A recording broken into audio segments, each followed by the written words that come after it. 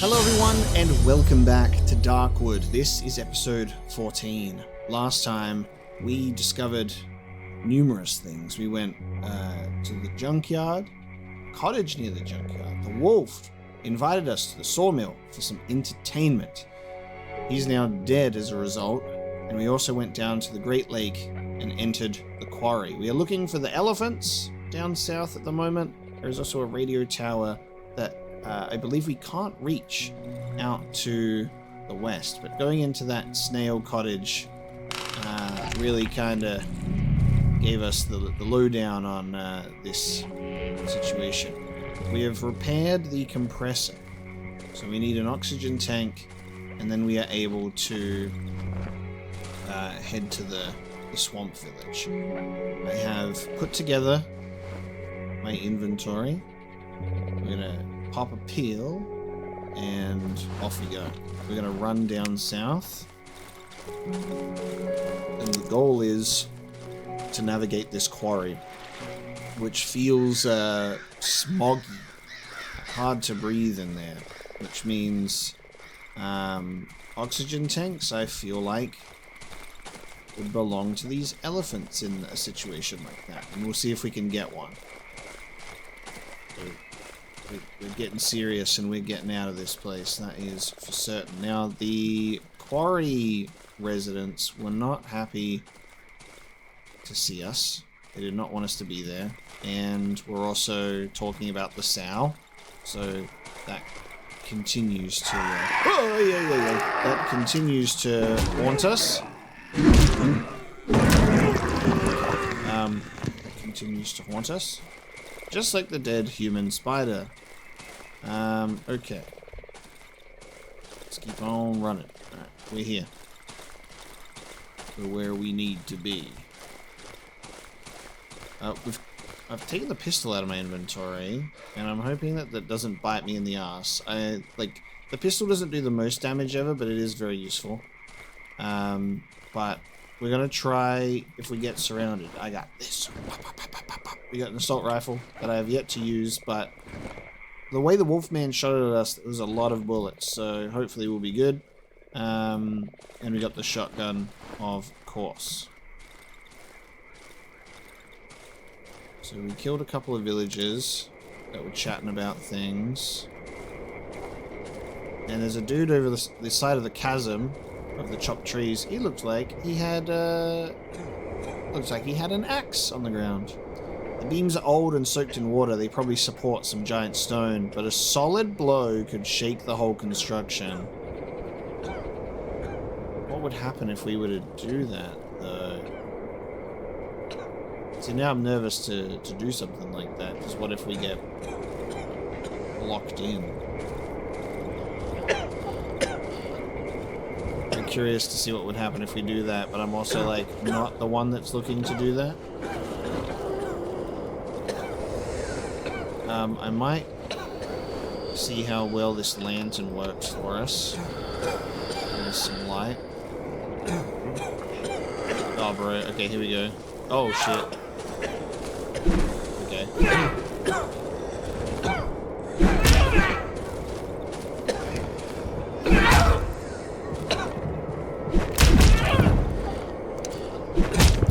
Okay, so it's gonna be like that.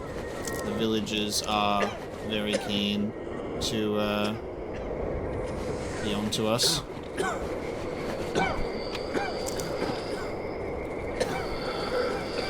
Sick people and villagers trying to defend.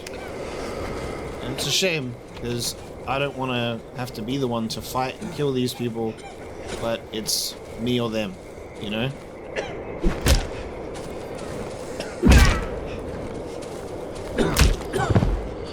It's me or them, so.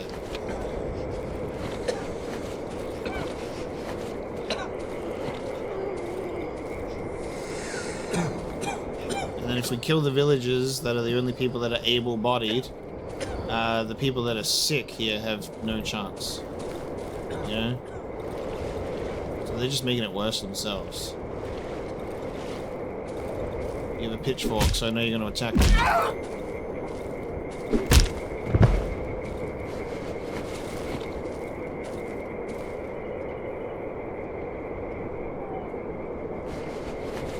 these potatoes are crazy. We can earn a lot of money from trading in all of the pitchforks. Also try and use one myself and see how it goes in terms of damage, but I'm not sure. A lot of rags, a lot of potatoes. And we can't eat the potatoes, right?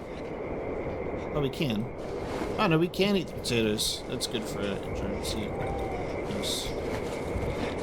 So we can at least pop those bad boys on. A little bit of a stamina boost. Now, hang on a minute. Really? Damn.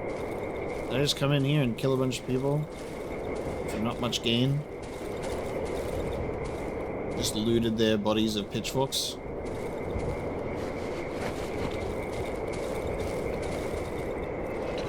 And I'm bringing down the quarry after I'll smack the construction. In that case, maybe I'll end up taking the rags home after all. I guess from what I can gather of this location, we've got villagers talking about the sow and what happened, and people are still sick and they've pushed in, and you've got trees that have been cut down, and then this fucking caved in. Like, it gives the vibe that these people came from the village for them to, I guess, know about the sow, and that's why they would be pissed off at me.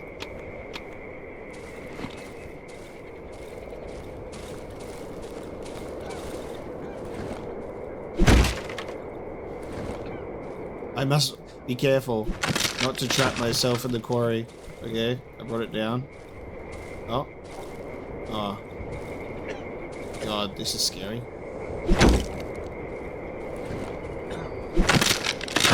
Is it coming down? Oh! There it is. Trapped villagers in the swamp. Trapped the villagers in the quarry with a giant boulder. That was an achievement. Jesus. Weird. So, killing the sow, killing, like, their food source, damming them all, even though they were already damned. We just kind of sped along that process. Rocks into the quarry where they're all hanging out to try and desperately get through and survive. Killed them. And then I killed them some more. And then I decided, what if I trapped them in the quarry too? This is just... We are evil in order to survive. You know? It could have potentially gotten our food sources. Potentially. You know what I mean? Potentially. But yeah, pretty, like, fucked up. So they are trapped in there. That was actually an achievement. There's the Great Lake. So the elephants were not there. I might... Oh, God. I might take what we have in that instance and head back to the camp so I can drop these off. Actually... eat them taters. So I can drop these off and we'll sell all the pitchforks and stuff tomorrow. I guess that means we should push out and explore this region. So the elephants could be in the lake then, specifically.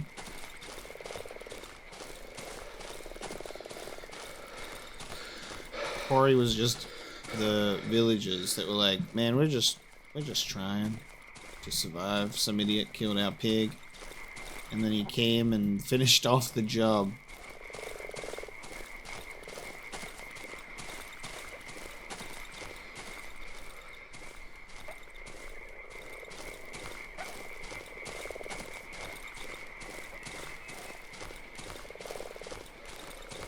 $2 p.m. Plenty of time. Drop some stuff off at the hideout, and then we'll check the Great Lake area. It's just getting foggy as hell out here. I don't know where I am. Alright, I'm over here. I'm over here. Okay.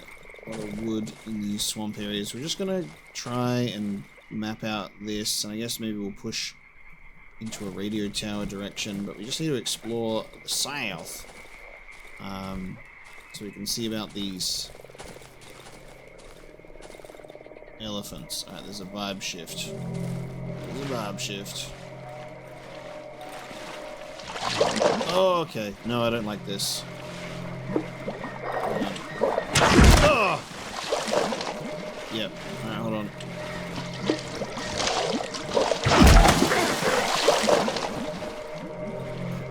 No, stop. No, don't. Press the wrong fucking buttons.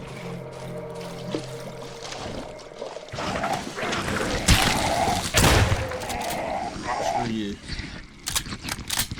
Ew! It comes out of you. Alright, that was great. Pressing the wrong button too. That was so annoying. Alright. Okay, red light of death.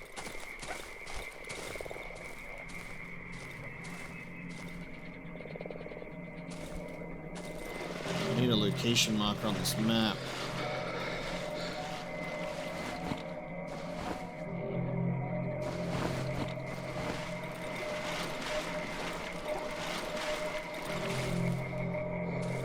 Oh, hang on.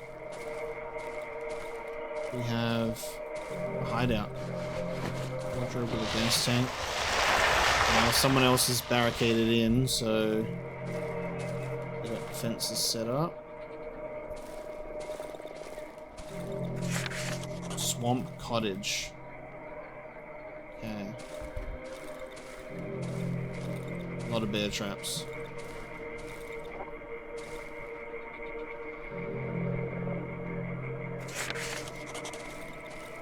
The cottage is surrounded by a barricade made of old furniture and rusty barbed wire, probably stolen from some fence.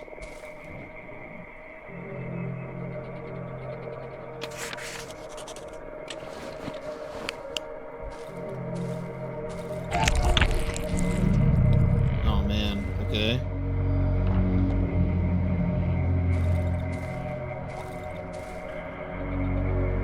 Scrap metal galore here.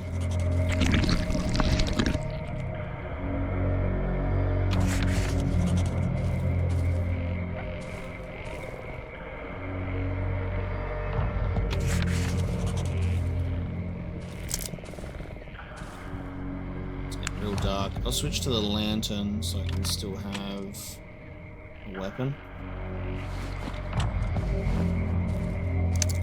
Destroy generator. We can actually repair it. Okay. Well, considering all the scrap metal that's here.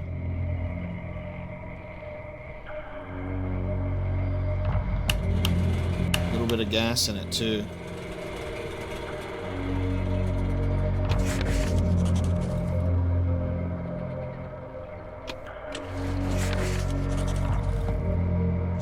Properly. An intense smell of flowers fills the air. I must return to my hideout. Fuck, it is 6, isn't it? Oh man. Okay, we found a location, but I gotta go back. I gotta go home. What a tease. What a tease for us. Like, we get there and we're like, yeah, actually, we need to go home. God, time moves so fast. Now I need to know where. Fuck off. Don't come off. Okay. Alright, I need to get the hell out of here. Right, hold on. Pill, go for a run.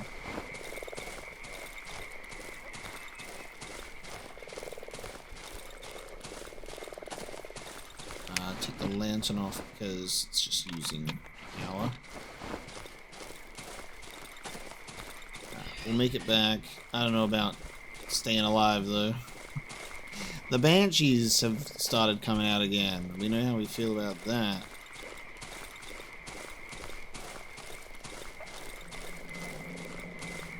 Okay, so found cottage worth checking out for sure. So it's just a matter of surviving the night.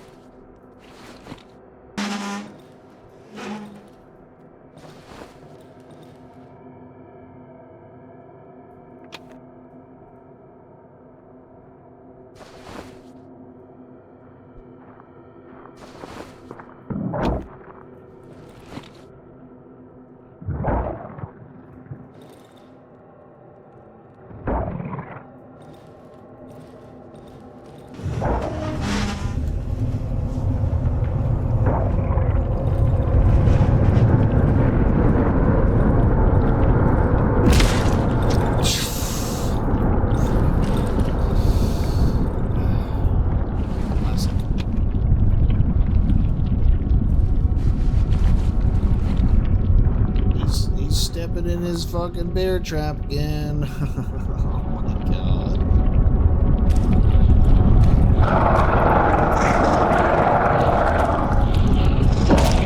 Wow, look, that bear trap would have been real nice. And I died right at the end because I got swarmed by chompers while being trapped in a poison room. And I was so close to surviving too. Just like at that point, I should have screamed. But by the time I realized that there was 2 chompers, I was already dead. Unfortunately. Alright, 8 in the morning. Let's go and check out this cottage once again. No danger of nighttime. We're gonna commit to guns. I'm in the Darkwood now, and I got guns.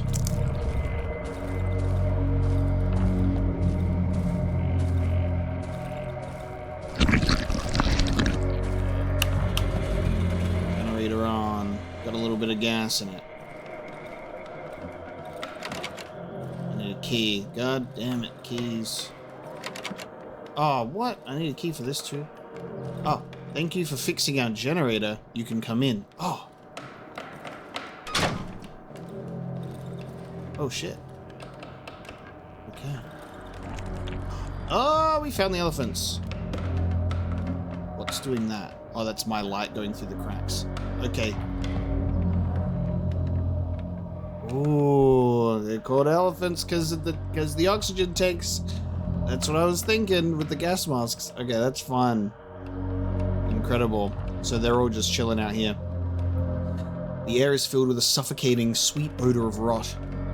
Who are you? The woman is wearing a heavy, ruined coat. Her voice is suppressed by the cracked gas mask she's wearing. Can't you speak? Did someone take away your voice? Huh. This is interesting because the trader that has to like do chalk on the thing to like talk to us, very similar, and we're not able to talk either. 2 children hide behind the woman. The younger one eyes me nervously, cowering in fear. The older one just stands there, motionless. You're not from around here. I would have recognized you. We may keep to ourselves, but I know everyone here. I would never forget your mug. The younger child pierces me with its eyes. The steamed visor of his gas mask betrays his rapid breath. Your gob looks like that because of this fiendish air, do you know? I bet you can't speak, because you didn't keep your mouth shut when walking through the woods.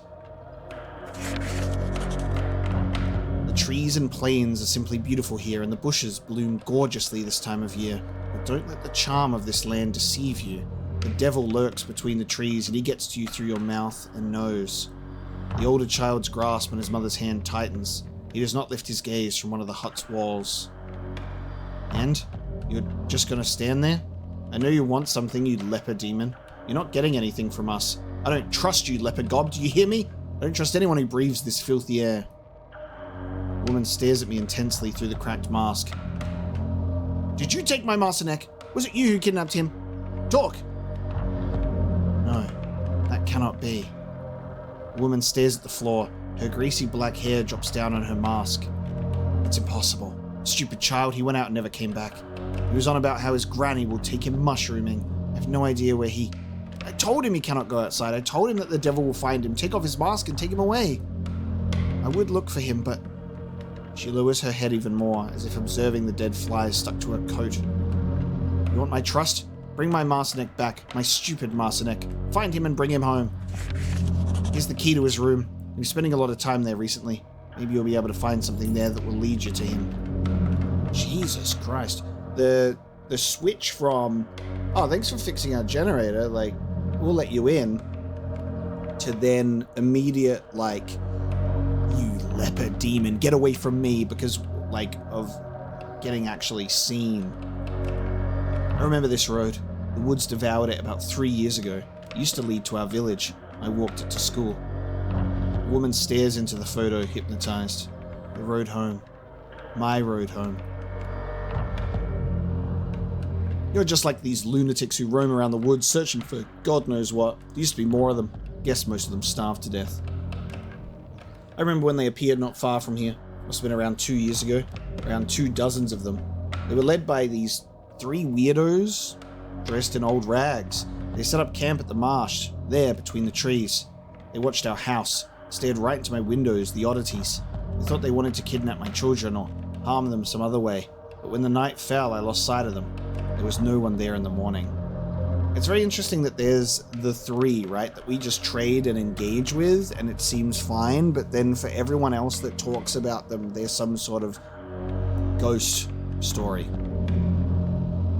The youngest child, hidden behind the woman's back until now, finally finds the courage to make a small step towards me.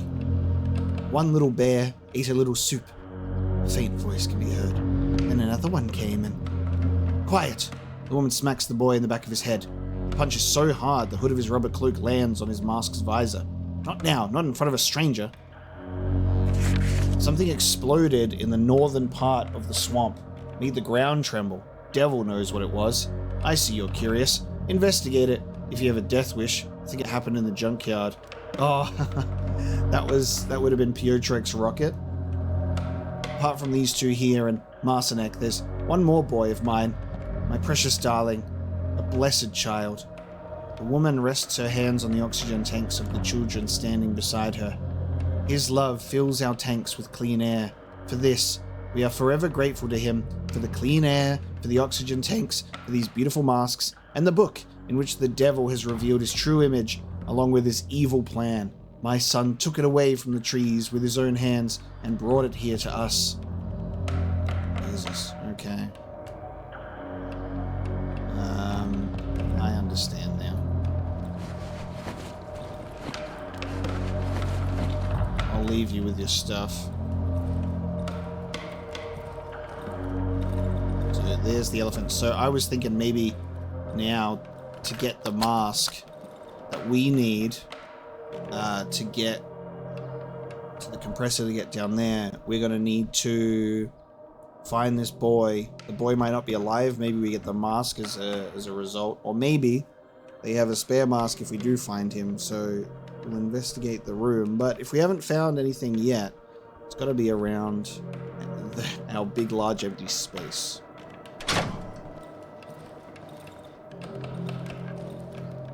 What's in here? Drawings. Child's drawing. A lot of mushroom people and a house. Okay. And an odd-looking mushroom. Old doormat. I think someone uses it as a bed. Fold it. Small bundle.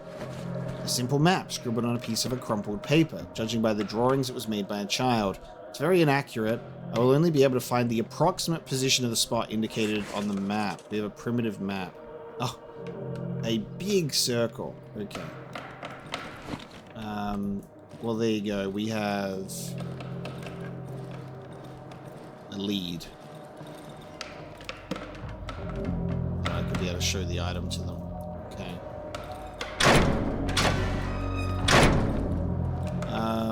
Do I want to help them save their power in the generator? That gas will go down. Yeah, let me help you save power. You'll need that for the night. I'll leave them. I will leave them with some of their bear traps too. And we're now gonna try and look for this whole mushroom situation. So we want to go, let's just go west. Let's try and go straight west.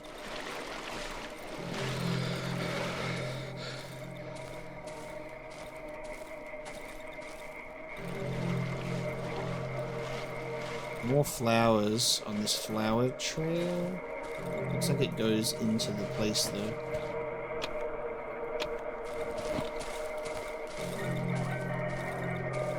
Maybe we should follow the flower trail. Old shed. The flower trail goes to an old shed.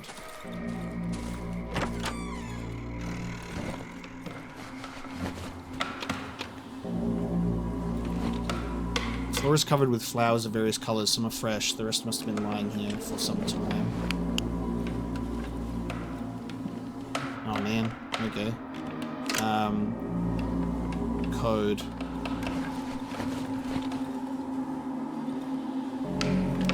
There's a lot of like coded things in the game that we just never even get a code for, like stuff in the wolf's camp, things like that. There are some blurred traces inside the barrow. It looks like recently dried blood. Dig. Corpse. An underground key. Key to tunnel number 21. Another one. I don't think it's of any use. How interesting. It's an actual item this time, though. That's quite curious, right? It's not something that we've just picked up and it goes into our inventory. It's different. I can't do anything about it, though.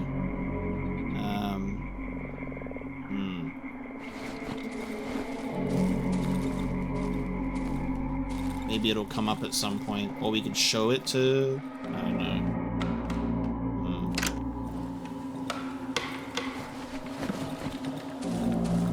Regardless, like, we just filled up our inventory, like, real quick.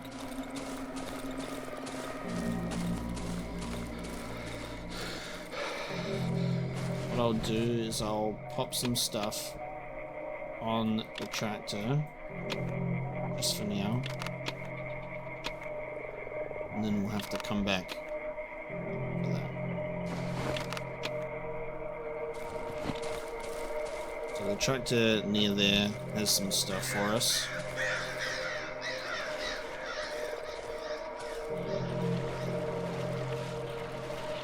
Now, if there's some semblance of...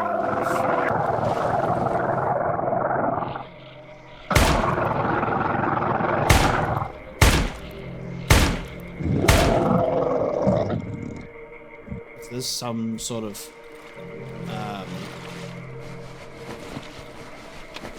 mushroom forest thing with a house in the middle, I guess we'd want to be in these thick trees. Potentially. And we're not going to be frugal with our guns. Mushroom glade, alright. We're literally like in the middle of the circle. Okay. So we're at a mushroom glade. This is what we want to do. An intense sweet smell of mushrooms fills the air. They're not poisonous ones. Oh god. Okay, I gotta burn this shit to get through, or I can go around. Hello?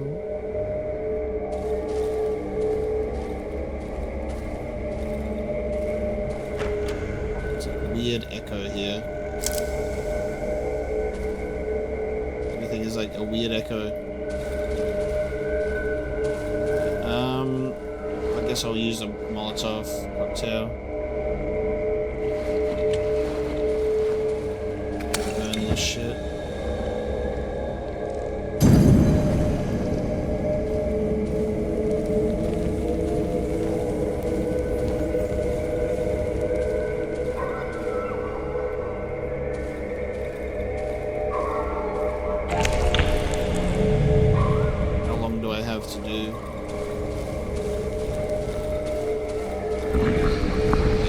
I can make that, but burning this was like the way to be able to make it through. Just gotta get onto the run immediately.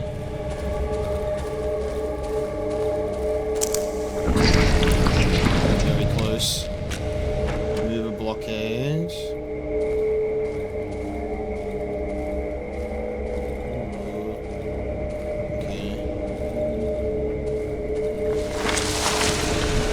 Great, the mushroom people. Great, yep. That's the mushroom people in the drawings. Yep.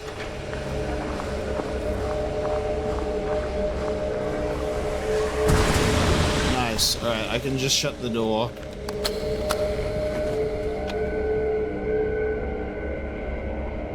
Just leave this stuff for now.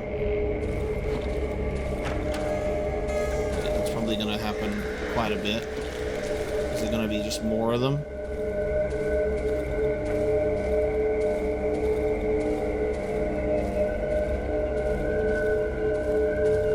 So the kid could be here. What's that?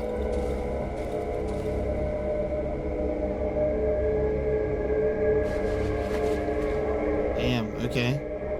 Jesus. Another single shot shotgun, long barrels and watches. It's good for, this is good to take home with me, but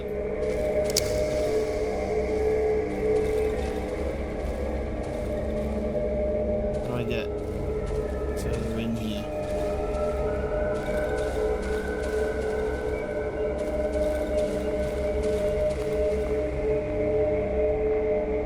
How do I get there? That's the question.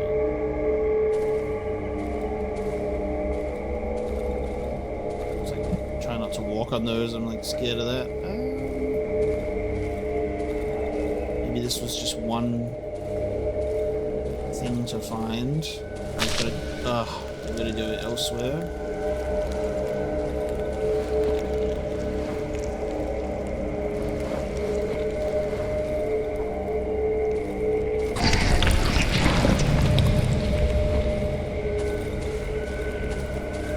Like up over that way.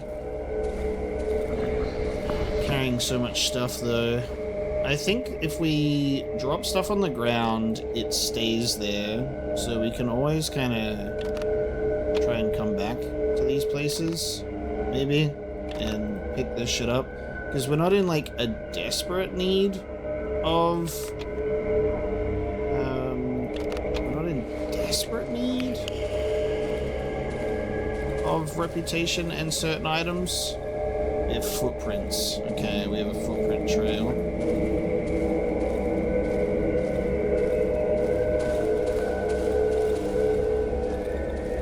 Oh, something mauled him not long ago. It is awfully thin. Blood-stained rock. Oh, Jesus.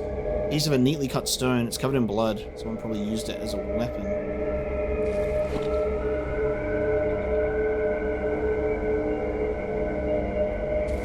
Just trying not to run back to the hideout to drop off that gear. I can just try and come back for things. But I want to explore.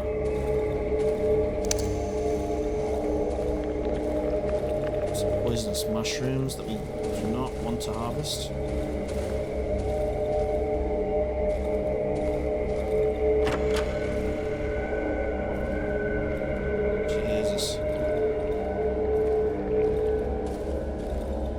Bodies. What is happening? They locked themselves in the basement to get food. Yes, fuckers, it's our common good. The basement. Jesus, alright, we want to get into the basement.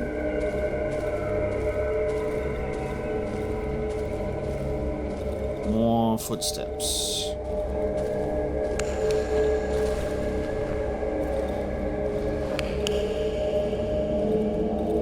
Poisonous mushrooms. Everywhere you try and step.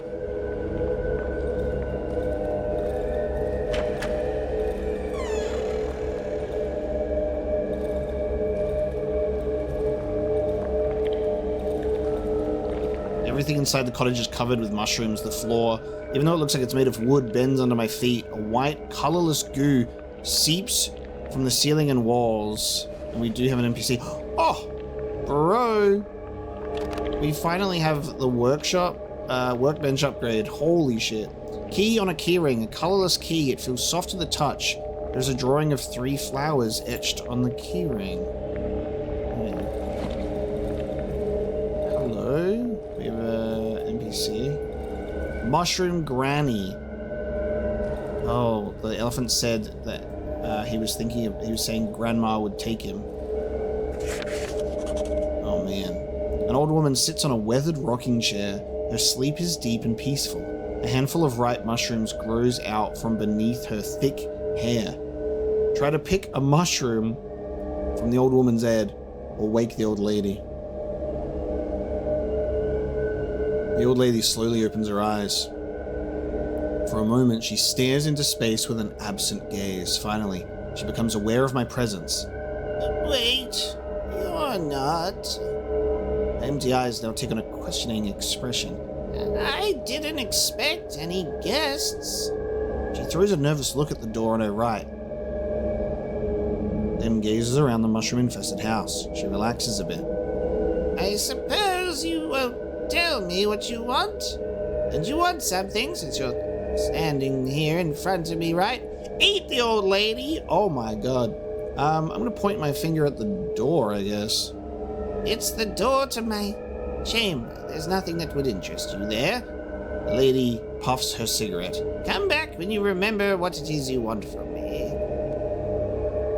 I can't believe that eat the old lady is an option, bro. Show item. Oh, cool. Alright. Photo of a road. The old lady examines the photo. Her thoughts wander far away. I remember cars driving along this road, and then they closed it. They set up a fence and a gate, but both the fence and the gate got devoured by the woods eventually. I think that's how it was. A blood-stained rock. Yes, it's a stone. You could probably find some good ones here because of the quarry nearby. But the woods have surely devoured it by now. It was in the southeastern part of the swamp. And why are you showing me this? So quarry stuff. Child's drawing. The old lady takes the drawing, squinting her eyes. A wide, toothless smile appears on her face. That's why you came here? The woman looks at the leaky ceiling of the mushroom-infested house and then squints her eyes. I thought you were like this wolf.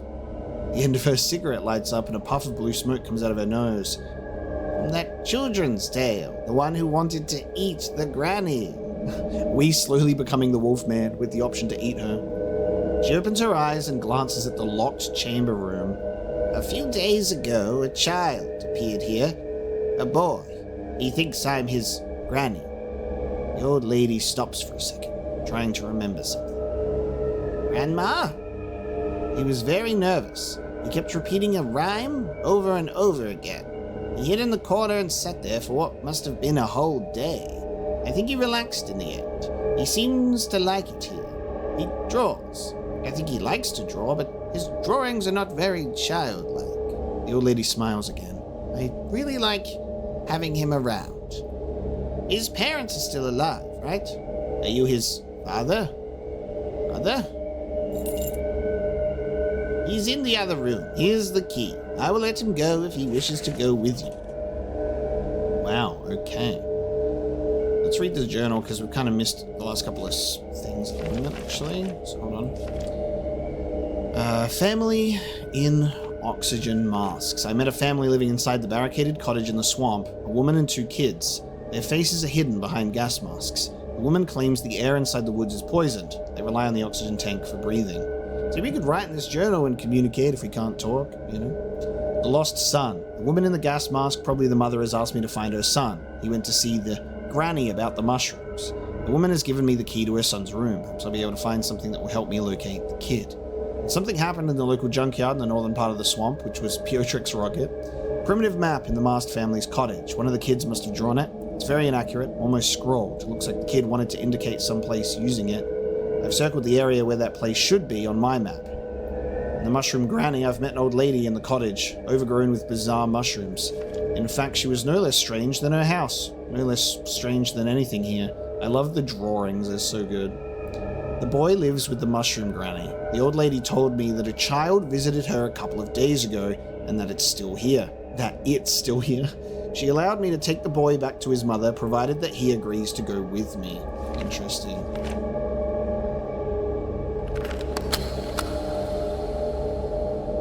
Container that is naturally locked.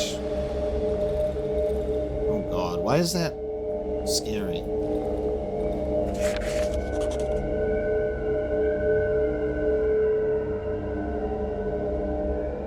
Flowers, elephants, a door with evil in it.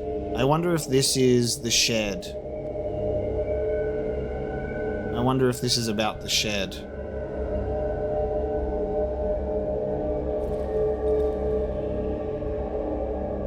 Oh wow, the child doesn't have his mask on. That's not good. The boy is standing under a wall overgrown with enormous mushrooms. He's visibly scared. His lush mop of hair veils a restless, wide-open pair of eyes. The kid is whispering, as if reciting something under his breath. The boy cowers and presses his back against the soft wall, which starts to ooze a white goo. Kneel and extend your arm towards the boy or leave the boy in peace. Interesting. Let's kneel and extend our arm toward him. The boy is terrified. Slowly he slumps down from the wall to the ground, curling into a ball. The murmur turns into a loud recitation. One little bear ate a bowl of soup, then another bear came, and then there were two. 4 little bears made a sudden pow, along with the 5th, and he took a little bow. Put the boy on your back and lead him to his family, or leave the boy in peace. You can just straight up put the boy on our back. When I take the boy into my arms, he starts screaming, reciting the rhyme over and over. One little bear ate a bowl of soup, then another bear came, and then there were two. 4 little bears made a sudden pow, and along came a 5th and took a little bow. This is going to be a long journey. Please leave him be. He doesn't want to go. Can't you see? The old lady suddenly tries to stand up from her armchair but fails. Leave the boy or ignore the woman. This is really interesting. I stop. The boy jumps down from my back and runs back into his room crying. The old lady eyes me coldly. Get out! Get out of my house!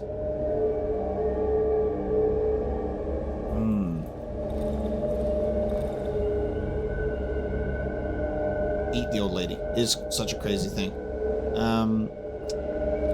How do we get him to go with us, though, nicely? Boy is standing under a wall overgrown with enormous mushrooms.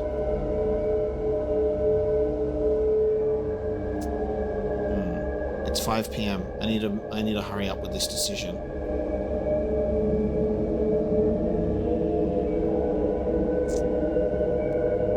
I'm not sure what we... Is there more that we can do here? I think we have to make this choice to take him. So he's terrified. Put the boy on your back and lead him to his family. And the mushroom granny freaks out. We'll ignore the woman. Leave him at once, do you hear? I hear a sudden creak. It's the armchair, together with the old lady falling to the ground. Her head smashes against the ground, shattering into pieces. Her thin arms break like dried twigs. A colorless goo seeps from her body. The boy falls silent. All I can feel is his little fists hitting my back and his faint cry. Oh, wow. And then we actually... Instead of... I thought we were going to have to walk with him on our back or something and it would be taking longer, but we actually just... We're back. You brought back my child. The woman leads towards the boy. Marcin, where have you been? The boy stares at the ground in silence. Come here. Marcinek walks towards the woman, nervously plucking at his old torn sweater. Look at you. Where's your mask? And the gas tank from your gracious brother?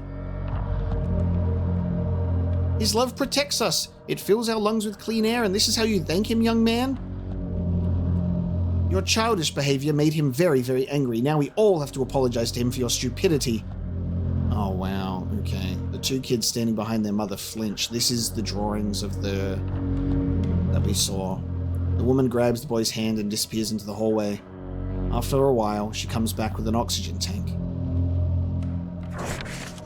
Take it. It's a tank for you. It will protect you from this devilish air, the devil's breath, and other evils lurking in this foul place. It's the only thing I have and the only thing I can give you. The tank is a little rusty, but it seems intact. On the side, I can see some unintelligible scribblings. The valve opens with a hiss, with a little resistance, but I don't hear the hiss of air. It's empty. Do not open the valve without need. You will only waste the clean air. She pushes my hand away from the valve and closes it hastily. May it serve you well. Wow, so that's... We had to return the boy to his not-so-nice mother in order to get the oxygen tank. But I had to do it, I guess. Again, there's like these things that don't feel super nice that we're doing to get what we want and need.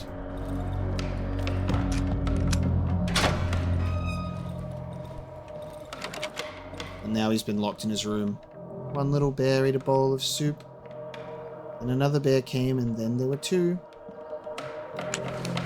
Four little bears made a sudden pow, along with the fifth, and took a little bow. We have to get back home because it's 6. But we have an oxygen tank now. I also have pliers. And there are things at the mushroom glade house for us to grab. Like those supplies I dropped on the ground. So there might be a point where I'll give that a go. But for now, we're just going to run back to the graveyard. To the graveyard? Where did that come from? To the hideout. To the graveyard, he says. I guess there is a dead body there. So we'll head back and try and survive the night. And then we have the oxygen tank. We have the compressor. We can go under the tree. They're going back to the village now.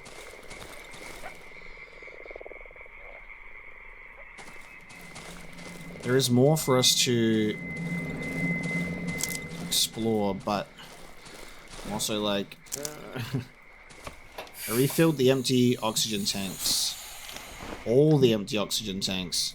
Interesting. What if we need multiple to get through there and we actually will need to go and find another out in the forest? There's potential for that to be a very real concern.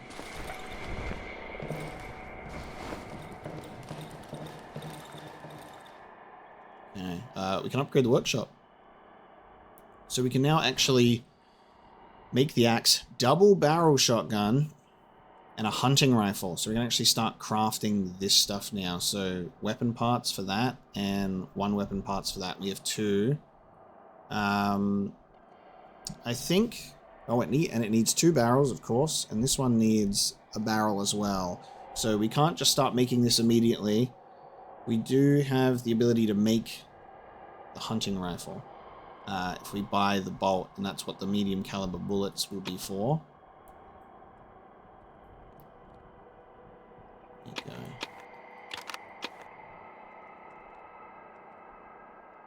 So we're getting there in terms of supplies and all that fun stuff.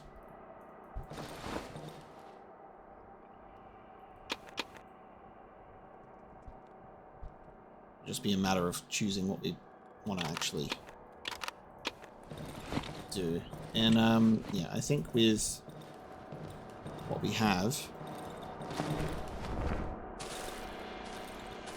we definitely want to make the rifle. The double-barreled shotgun, I don't know if we really need to do something like that because of like single shot is fine, the reload is quick anyway. But the hunting rifle, I think, is something that we'll definitely do. Yeah, we're gonna start doing the thing where we put the bear traps outside of those locations, so if it starts to get attacked,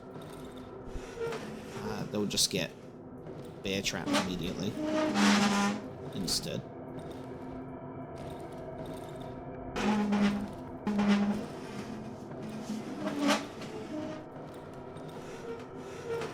Hopefully that actually comes in handy.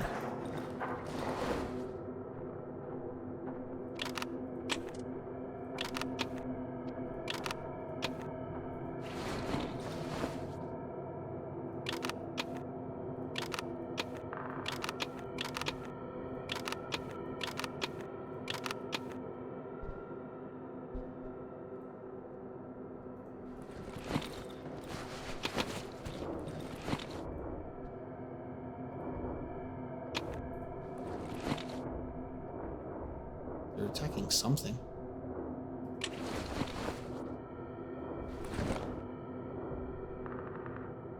I don't know what that is.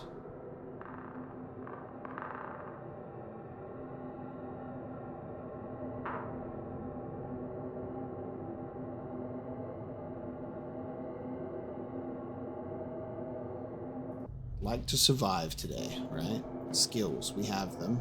We should use them. Assault rifle, if I get surrounded, maybe I should actually start using that. Okay, wait.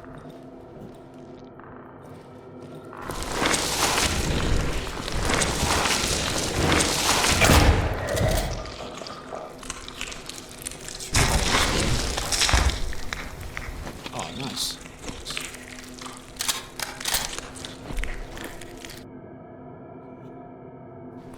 That fucking thing.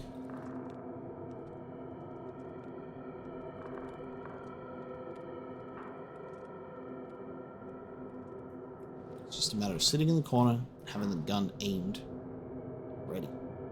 Of course, nothing attacks the windows now that bear trapped them, right?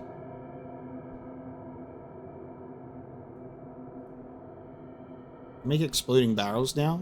The fact that it's only one bit of scrap, pretty crazy. I've got some of those outside. Yeah, I think we'll go back to the mushroom glade to get those parts that we left on the ground. I only have 4 lots of tape. I'll buy some tape, and we can actually finally have an axe, so we can swap out our shovel for an axe as a melee weapon. The ability to do the digging with a shovel is a good thing, though. Another hole.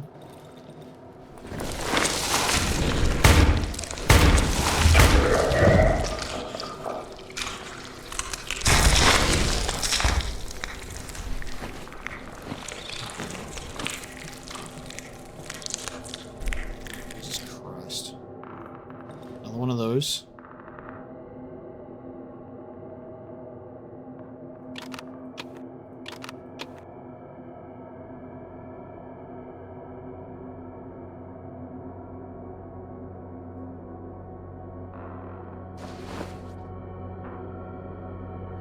So to upgrade the workshop, it's another pair of pliers, actually, and more scrap. I'm quite curious. So, the hunting rifle, we can very easily work towards it. We just need to find another pair of pliers. We're gonna survive a night. We only got attacked by 2 dead centipedes. I have to use my skills this time. See, the one time I'm ready to use my skills, I'm like, we're gonna use skills this time. And then I don't get thrown into that scenario at all. Okay, so I gained reputation with a 3. Okay. Let's do the casual trading thing. I don't know if we're going to need multiple oxygen tanks to make this journey, right? It's the way that's like, I've filled all oxygen tanks. I don't know how it's going to be for us, but we'll see.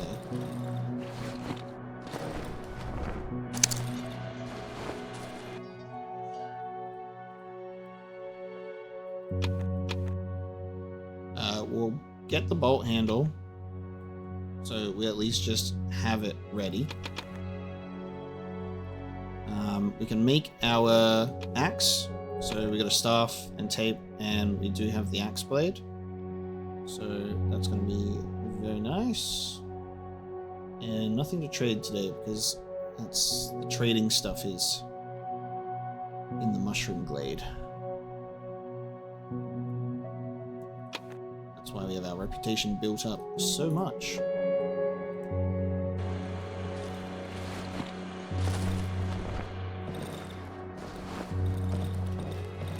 So, axe. Make that.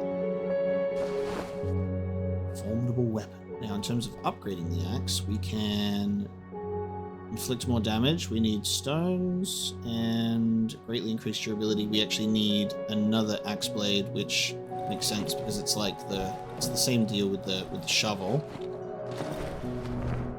So we're gonna do that. Give me that, please. Take down that rep.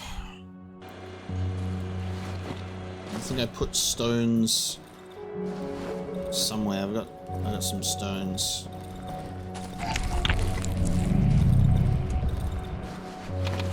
How many stones was it?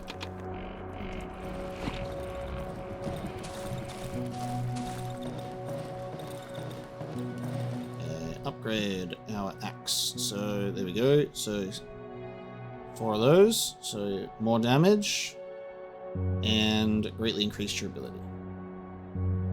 Wonderful. I'm curious to see how this axe is going to do in combat, I'll tell you that much. And now we head back out there. We'll get the valuables from the Mushroom Glade and we'll explore, I guess, a little more of this area as well. But I think we might also be able to go to the village, and there's a part of me that's so excited to escape. We'll see how we go. Alright, I've done some more setup and exchange of resources. I'm just emptying my inventory a lot because we're going to take a run through here. So we'll take a run to the glade, pick up the stuff, drop it off, and then I'm not sure. We'll see how things go for us.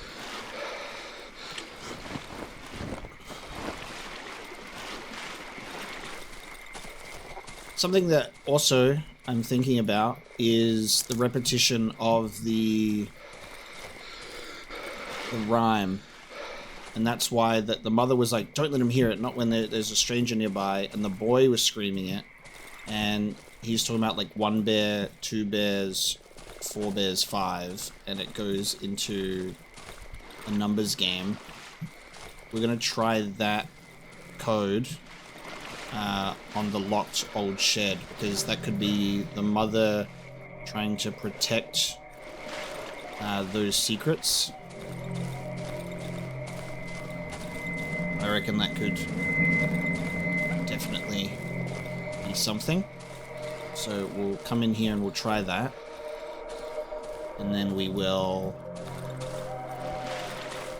go to the glade, get our stuff, go back to the hideout.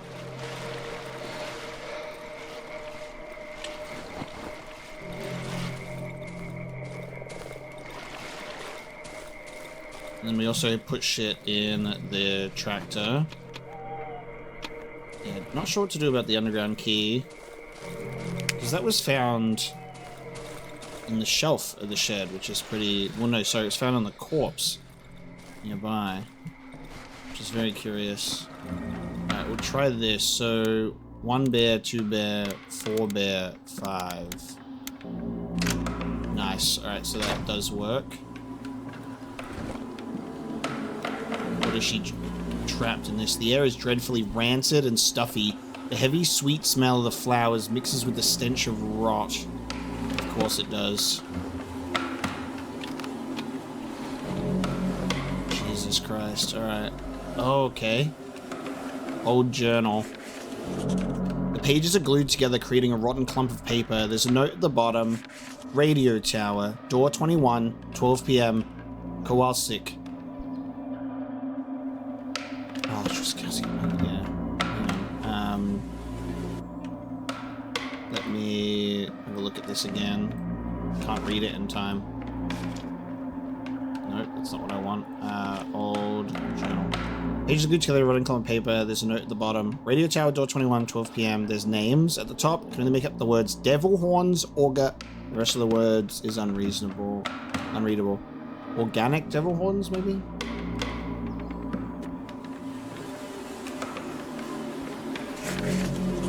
Elephant shed. Body. A decaying corpse, probably of a young boy. We have an empty oxygen tank. There's 2 though. Can I get another one or no? Damn, so we have another oxygen tank. Anything hidden under the couch?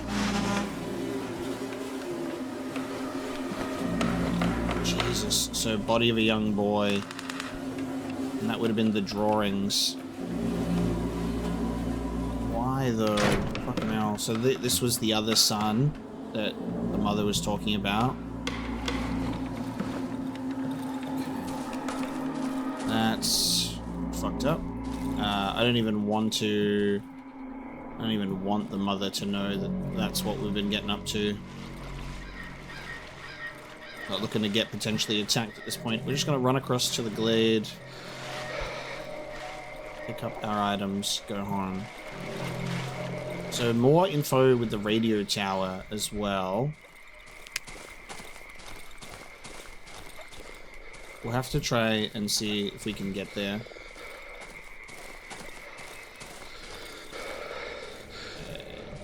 So yeah, everything I chucked is still on the ground here.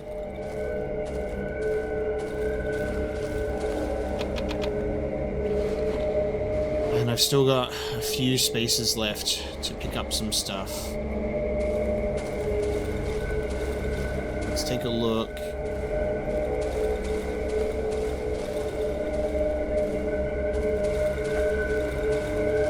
The temptation to be a completionist about a place like this is strong, but also it's like I need to focus on survival and getting out of here, and covering every inch of this place in the Darkwood is a little bit unreasonable.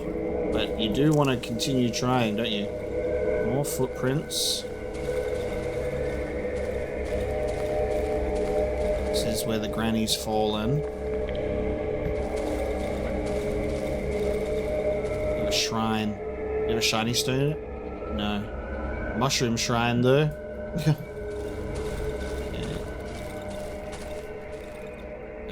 Bag with a missing strap. Someone must have lost it recently. Looks like it's been lying here for a short while. A cigarette pack. Capture at the bottom reads, return to the south edge of the swamp. Oh shit. To the quarry. Okay. So we've got like the bloods. We've got a lot of footprints. We've got like the bloodstained rock. Someone was dead. We've got people dropping cigarettes. So the people from the quarry have been here. There's a crate over there.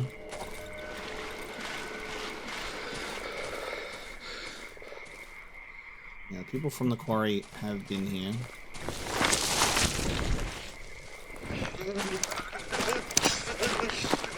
Oh, there's a spot to dig, but I haven't brought the shovel.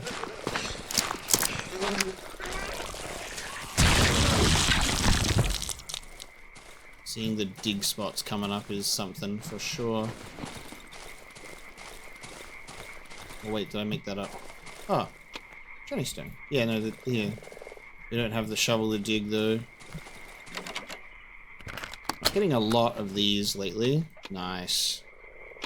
Definitely a good idea for us to find the crates, because the crates are giving us the armor more often than not. What was that noise?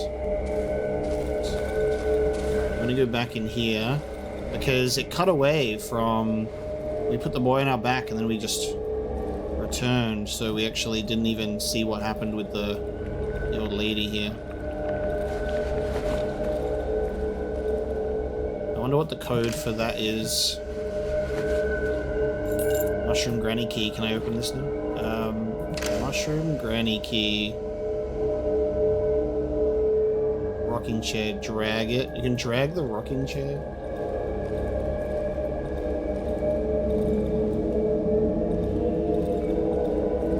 I reckon the code could be...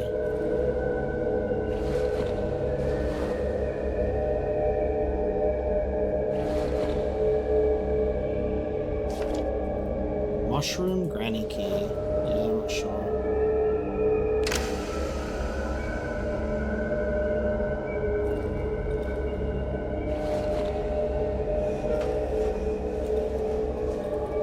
But she just really just shattered, didn't she? Not sure would be in that container, but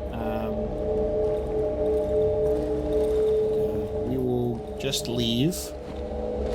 So we'll now run back to the hideout because we have a full inventory, so doing anything else would be a little bit silly. Doing anything else would be a little bit silly.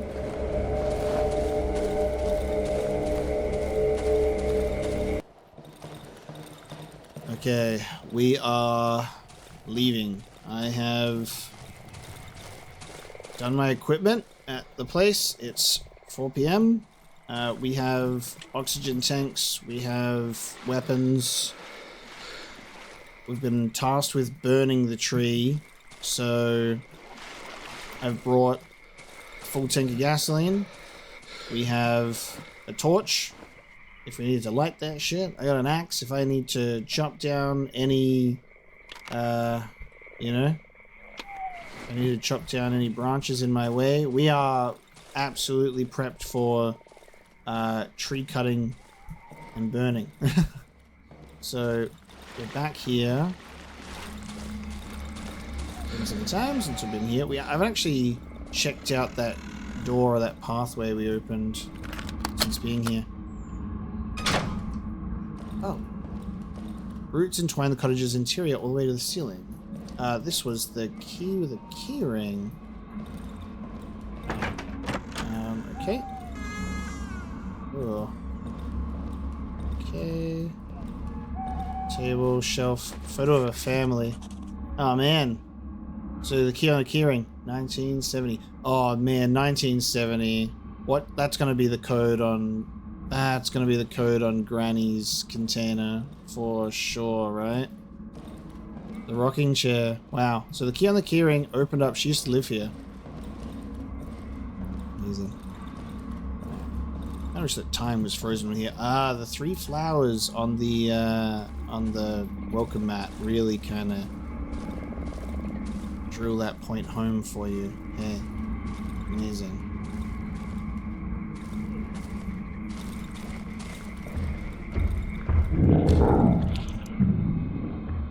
Oh, what the fuck?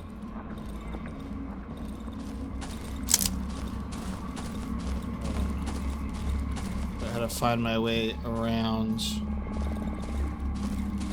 It's already 6. I don't know if time is... I'm assuming that time will freeze if we enter a new zone, if we go into the place under the tree. We're cutting it a little close. Which is a little dangerous. I'm trying to find the guy.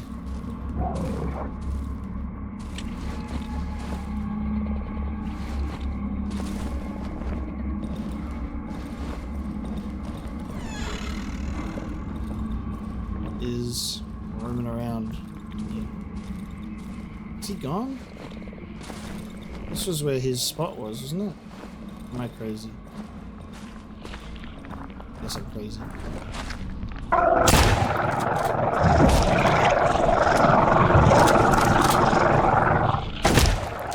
Jesus, what? What? Hang on, wait, what? How strong is this fucker? Okay. My god.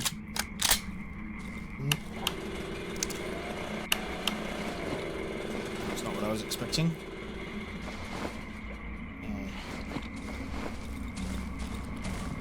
I think we've totally missed where that guy was.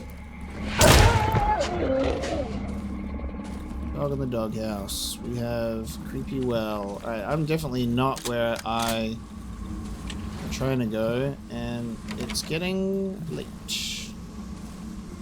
Oh my god, I didn't bring my lockpicks on me because I was like, I'll just be leaving and getting out of here.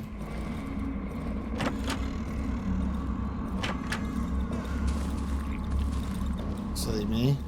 I was like, I'll just be leaving. A lottery ticket. Goddamn. The pen. Don't need the fabric.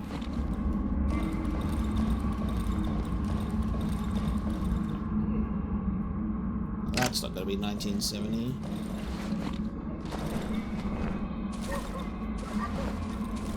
It's crazy how much of the complete wrong way I've gone. Okay, hold on. This goes tree. This goes to tree. Hello, tree. It's 7:30. It's late at night. I gotta figure you out. I noticed a little face of a girl. Okay, more of that. How did we get under again? It was the... this way?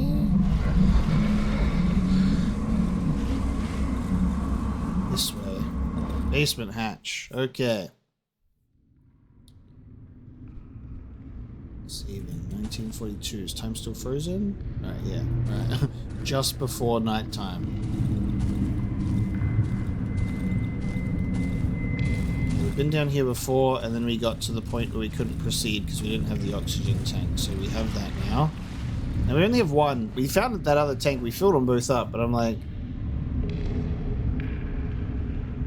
surely we only need the one, right?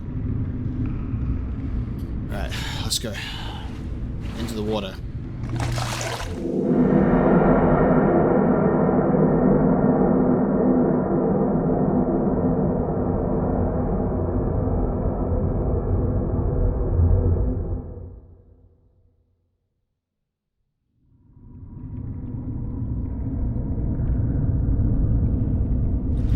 Oh, wait, what? Oh, bro. Did I... What? Okay. We must be in a dream sequence, because I've lost all my shit. Alright, bunch of crates. I'm like, yeah, we lost everything upon swimming down here. A huge rusty barrel, judging by the smell, contains a lot of good gasoline inside.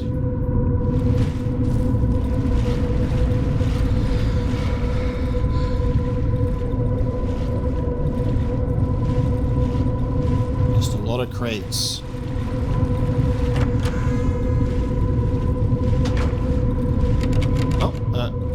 Okay.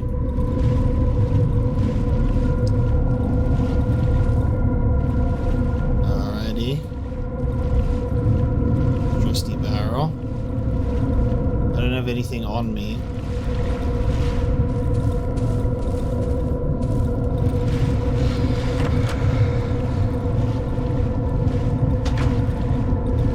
Okay. Oh, the water is... Oh, what the fuck? Oh, the water is slowly draining. What the fuck is that? Is this a... open? Oh my god. Is this a giant cow? Please. Open.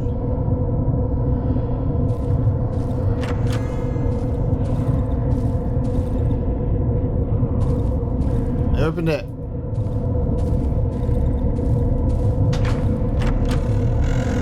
I hate that. Oh. Okay. Okay. Okay.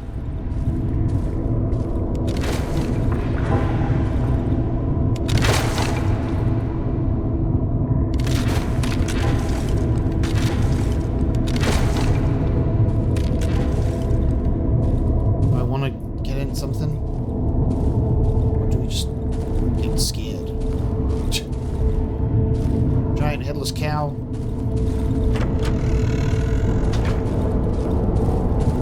Oh, bro. What the fuck? Oh, an axe. Okay. Oh, this is new off to the side.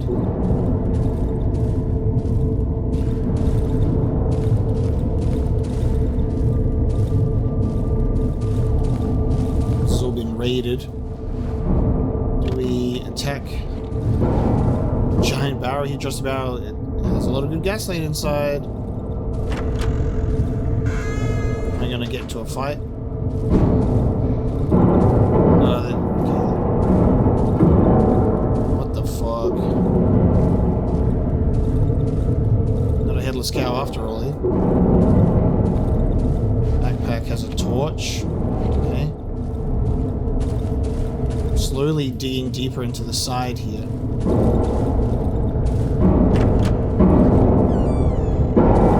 I love that I put all this effort in to get an axe and then I end up just finding one in a little dream. Alright, what is going on? Barricade. Makeshift barricade blocking the entrance to the basement. Someone or something is trying to break through from the other side. Oh man. What the hell do you think you're doing? You'll kill us all! Get back to digging! With an axe? Get back to digging with an axe, bro? Oh. Okay. Now this is so much more open than it was. Ugh. I had to do that to get told off. We're gonna get closer and closer to all the bodies like forming into the tree.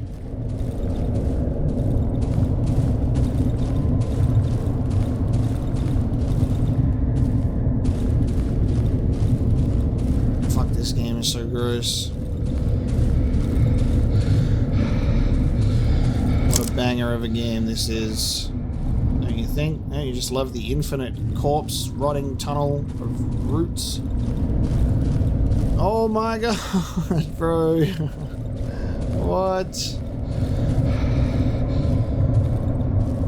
This is the Silent Hill 2 Descent from the Historical Society. Oh my god. Did I hit it? Oh my... What?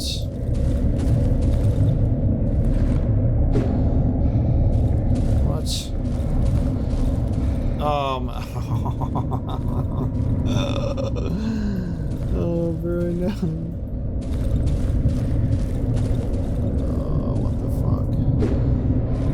Oh, come on. Don't do this to me. Don't do this to me.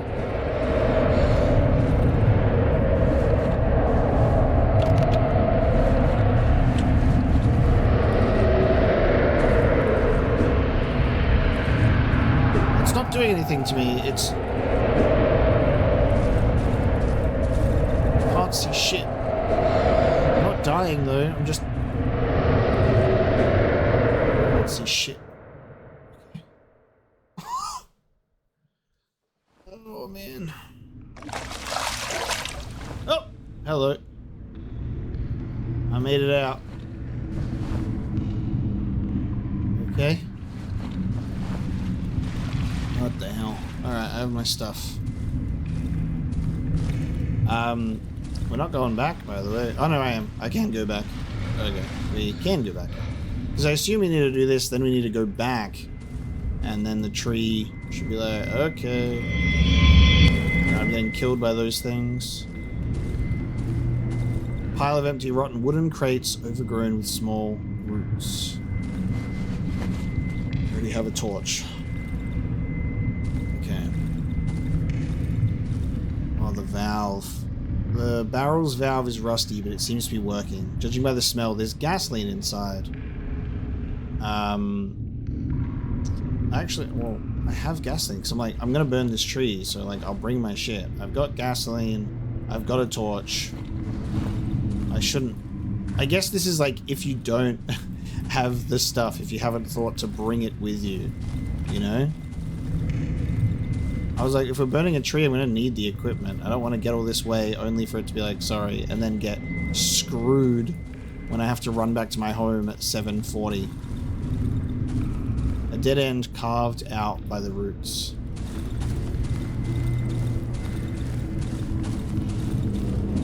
This tunnel looks different. It was carved out by people, sloppily and hastily. It's a miracle it still hasn't collapsed yet. The further part of the tunnel is blocked by rubble. Looking through a crack, I can see a giant pulsating roots. Maybe I can find a way to destroy them. Like the... Well, I guess the torch, right? Torch should do the job. Do I burn the ground with it? I gotta use the gasoline for that? Look at the pulsating heart. So hang on, let's try this. Gasoline? You like pour it on the ground, and then you like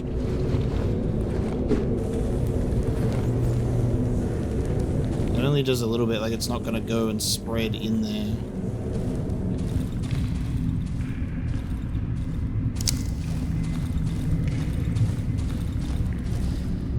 Do anything in there.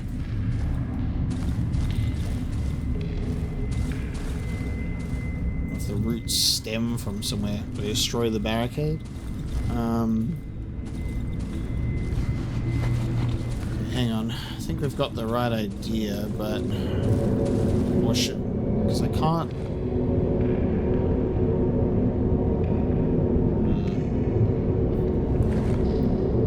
If I can Molotov cocktail it.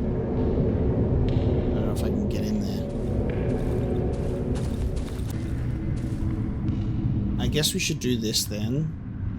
So So let's open the valve. I grab the valve and try to turn it with all my strength. It suddenly breaks. Gasoline starts to leak out of the barrel. It suddenly flows down the tunnel. Oh, okay. Okay.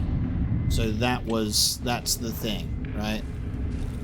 So now the gasoline goes into it flows into the tunnel. Here's me bringing my own gasoline barrel, being like, I'm ready.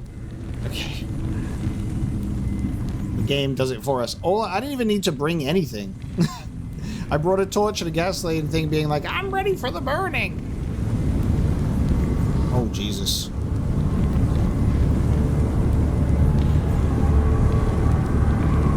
Oh, dude. Like the fucking screams.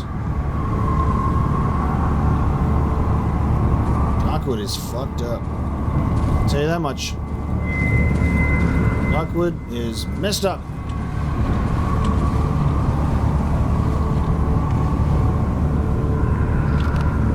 You're doing the worst shit ever. We burned this tree. Honestly, there's probably a better outcome, right? Who would want to be a giant collection of bodies within a tree? I know I wouldn't. Now, I'm a bit concerned. If we exit here, time is going to resume, I think, which is not good news for us. There's part of me that was like, maybe we'll be okay, you know what I mean? Yeah, time's back to progressing. The huge tree will not yield to the flame so easily. It tries to smother the fire with its roots. It should all be over tomorrow. Oh, Jesus Christ. Okay. It should all be over tomorrow. However, it's 8 p.m. and we are not back home.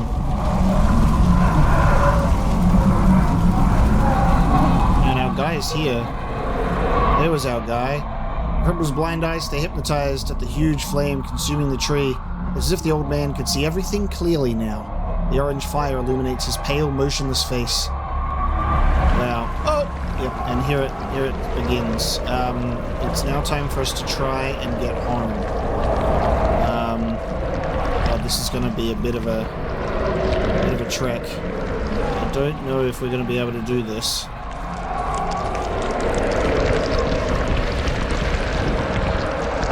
It's possible, but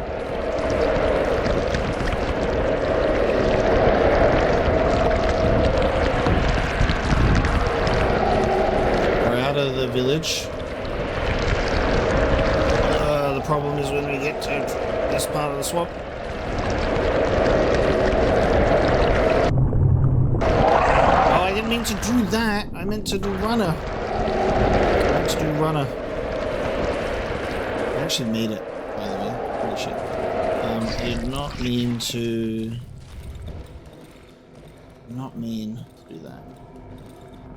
Okay, so I've wasted my scream. I'll turn on generator.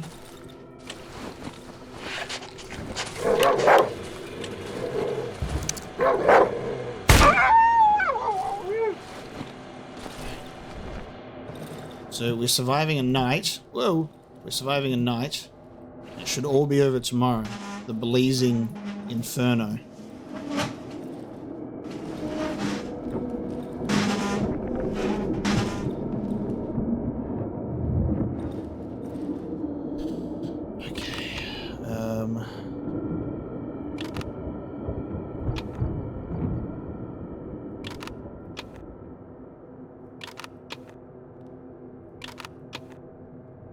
Oh, we didn't need the gasoline, did we? Keep the oxygen tank. The oxygen tank doesn't go down in stuff, so that's cool. It seems that the oxygen tank does not deplete. I don't know what's coming for me, but we're going to try and use the axe tonight.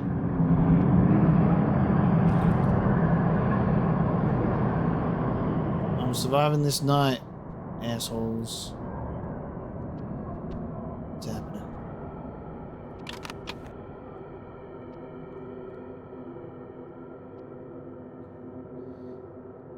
It's crazy what you can end up with and end up not using as well. But the game teaches you that when you get to the swamp and you lose all your stuff before, You don't need material items. You need to get out and survive.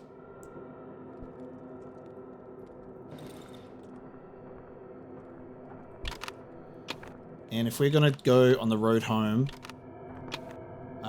we have no idea what that actually means, right? Like, what is the road home? And will that be a point of no return? Like, we're leaving. Is it going to be the end of the game? Does it go into a chapter 3? Like, is the road home? Is there going to be a hideout on the way home? Like, there's these things to think about. Am I going to end up in a different area, leaving behind my items again? You know? That's what I'm thinking about, stressing about as I sit here with my items, thinking what I should do next. So I think we'll bring a couple of those. We'll get more bullets tomorrow. We survive this night, trade some stuff, get some reputation. We never ended up building our rifle. We just don't have those pliers, you know? We scared off these beasts by doing bear traps at all our windows. Yeah, I think this will be good. We'll take health, we'll take stamina. We've got ammo. We have light. We have some armor. We're packing for the road. I might need a shovel, just thinking about tools. Alright, we survived the night. It was a peaceful night. There was one singular dog. Day 37. Okay.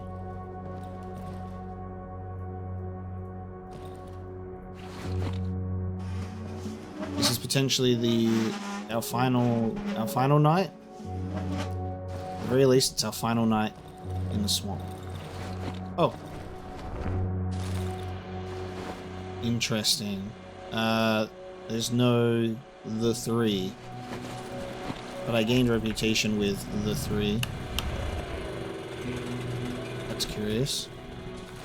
Well, I mean, we did just burn down the giant tree, which they were known to frequent the area, so I would say we've probably created quite a spectacle in the village.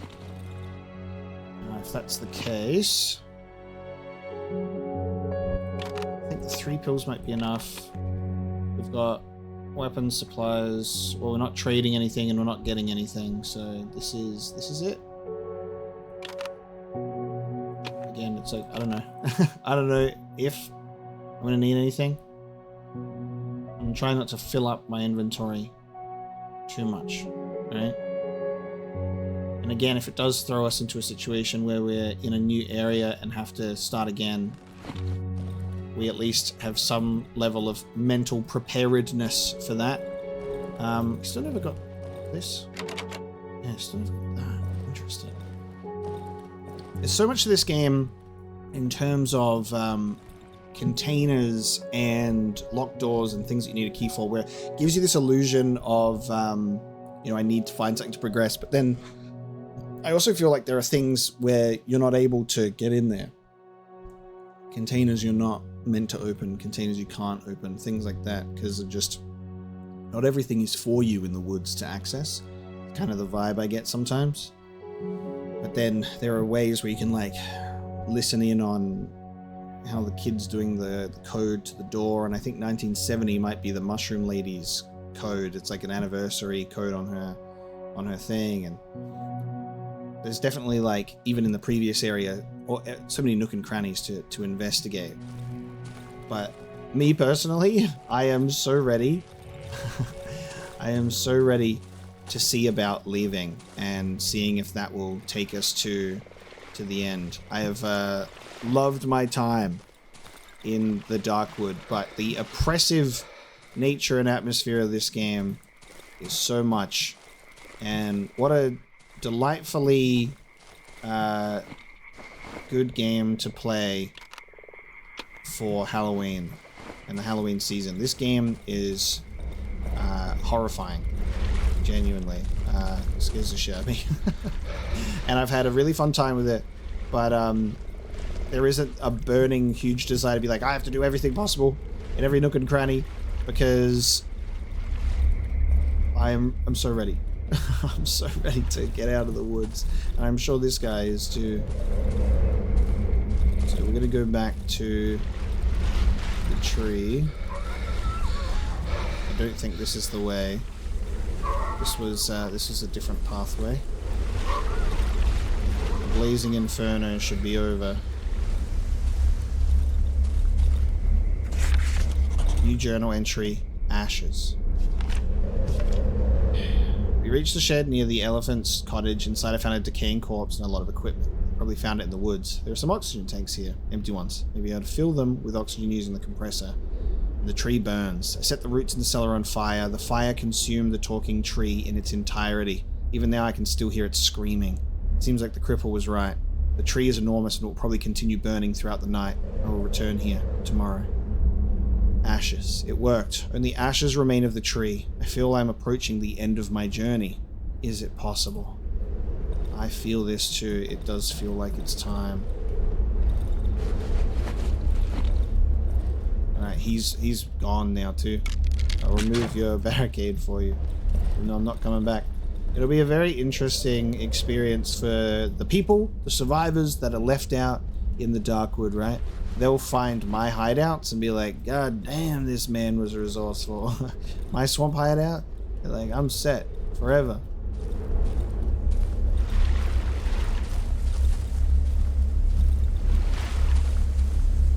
Where am I? Around here? I'm trying to find my way through. Here we go. Do I have to chop anything down? I got my axe ready. No? Oh, wow. You see the bodies in the tree, how it's fallen. Okay. Saving. Oh. Can't do that now. Okay. Can't open my map.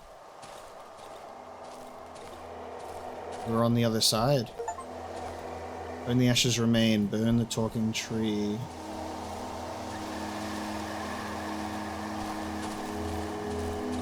Oh, this music too that's coming in now.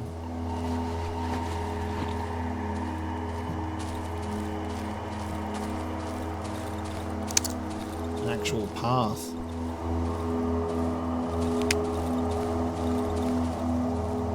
The road, dude. The colorless goo sips from the cracks in the asphalt. It's the road. Oh, what the fuck?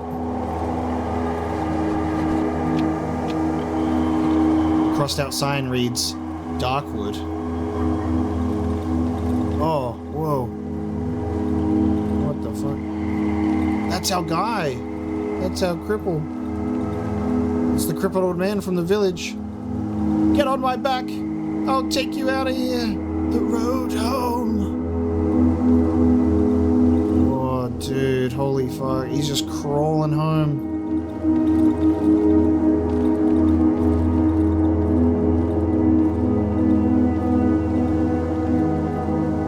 Holy shit, though. Look at this.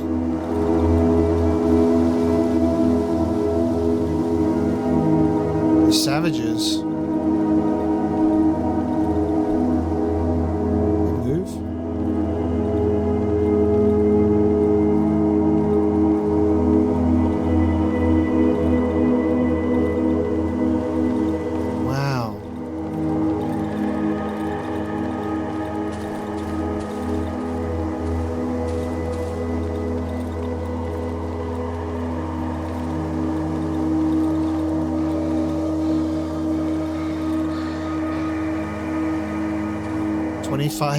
Kilometers to the nearest town.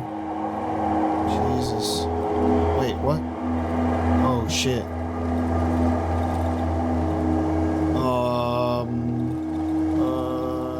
We're going down here? We're going down here. Off the road now. They go this way. I'm like, ah! We're trapped after all. 25 kilometers. Dude, that cripple has a long crawl ahead of him. I should have been able to give him some food. It's sad that he got out of the woods, but it's like that feeling that he's not going to make it. I don't even know if I'm going to make it.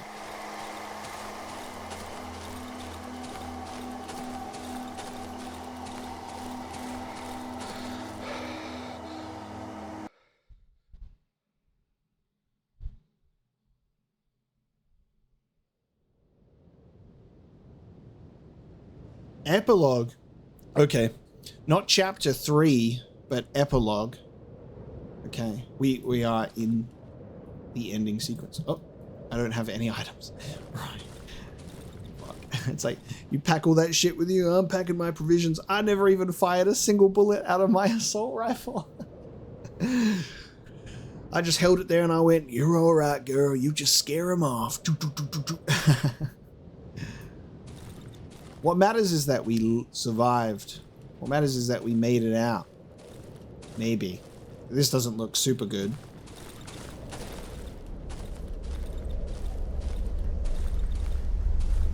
What matters is that we survived 37 days in the Darkwood.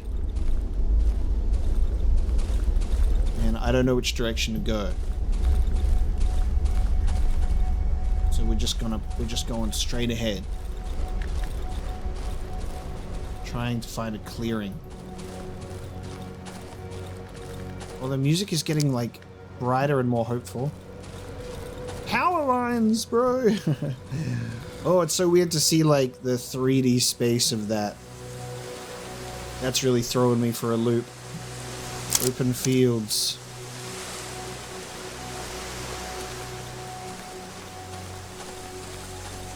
I don't know where to go. We'll just follow the power lines, dude. They gotta lead to a power center, a town or something. How long have I been on the road for? I can't open my journal. There's fucking houses. We have a road. What the hell? Okay. And they're gone.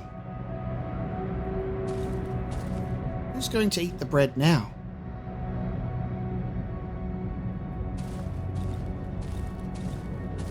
Dude. God, the 3D, the sense of depth that we've gotten this whole time is so great. Especially now that we're seeing like the buildings and... Wow.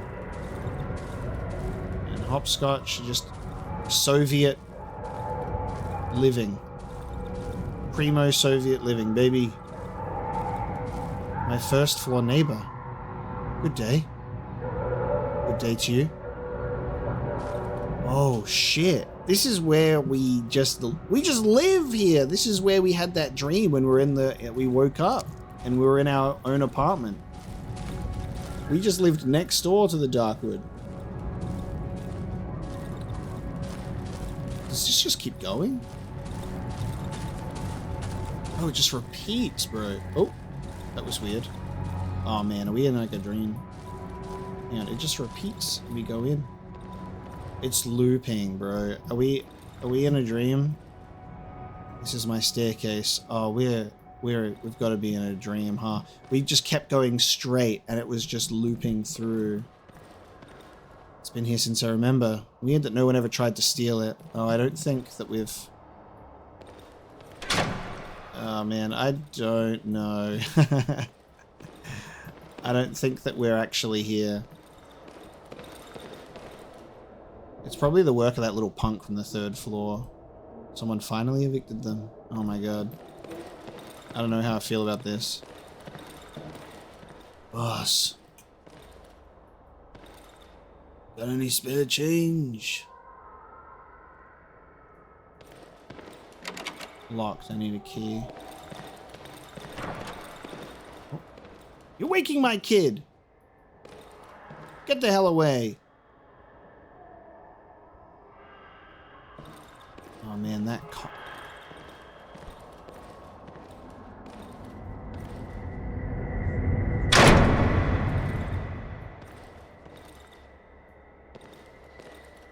stupid cow.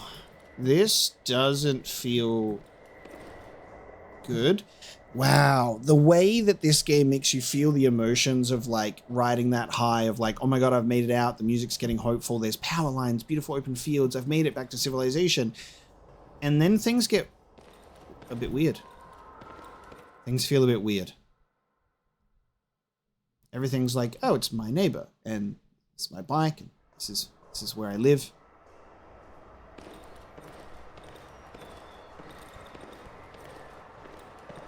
Pleased to see you, mister. Haven't seen you in a while. But what do I look like? Do I look like... I would look still so fucked up. The fact that I'm recognizable seems like a red flag too, right? They're still green, even though I've never seen anyone tending to them. Maybe they feed on the discarded cigarette butts. No, we're dreaming, bro. Because we would be unrecognizable to people after, like, how long we've been out. And the poison. Apparently someone was too lazy to bring it down the stairs and throw it in the trash. Rug.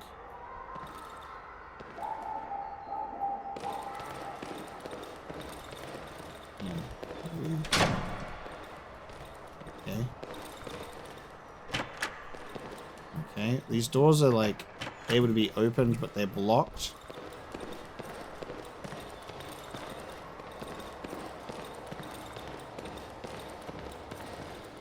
It's probably the work of the kids from the neighboring apartment block. Dupa. I don't know what Dupa stands for. Door seems to be blocked from the other side. This will be the Soviet thing. Hang on, let me look up the word dupa that we've seen on the ground. Dupa translation. Dupa stands for after. Oh man, we died. What do you reckon? You reckon we're dead? Afterlife? Dupa after? And this is like we're in the dream or the life flashing before our eyes, or the something, the crossroads, the void, the in-between when you cross over to the afterlife.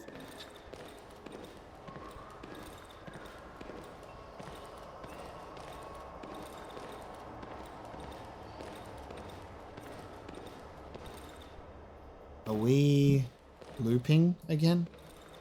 I guess this is my house.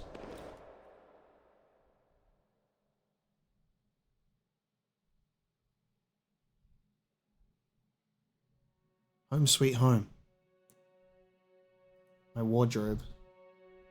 Take off your coat. That coat must be heavy. I look so, yeah, it feels like I look normal, bro. I don't know about that. Oh. Jesus. Hi, Sarek. It's my dog. Yeah, it's my dog. Miss me? My dog's fine? Who's been feeding it? Good boy. Oh, no, this... There's such an uneasy feeling. Fabric.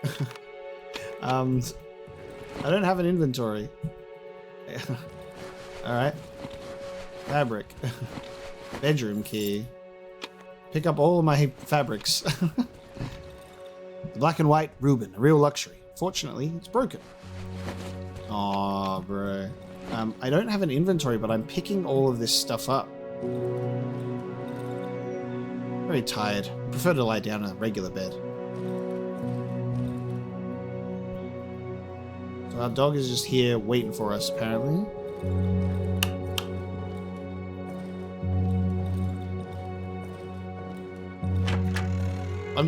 I'm waiting for just like the shock of waking up. The Frania washing machine. I spent 2 days in the queue to get it.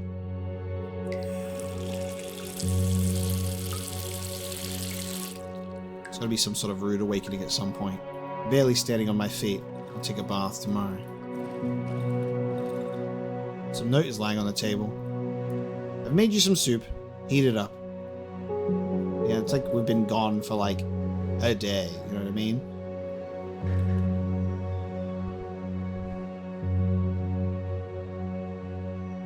The oven angle. The old trusty gas stove. There's still some soup in the pot. Let's turn it on. The smell fills the entire kitchen. I grab the largest dish from the closet under the sink and pour myself a bowl. It's not much, but it's enough. I don't remember the last time I've eaten a home dinner.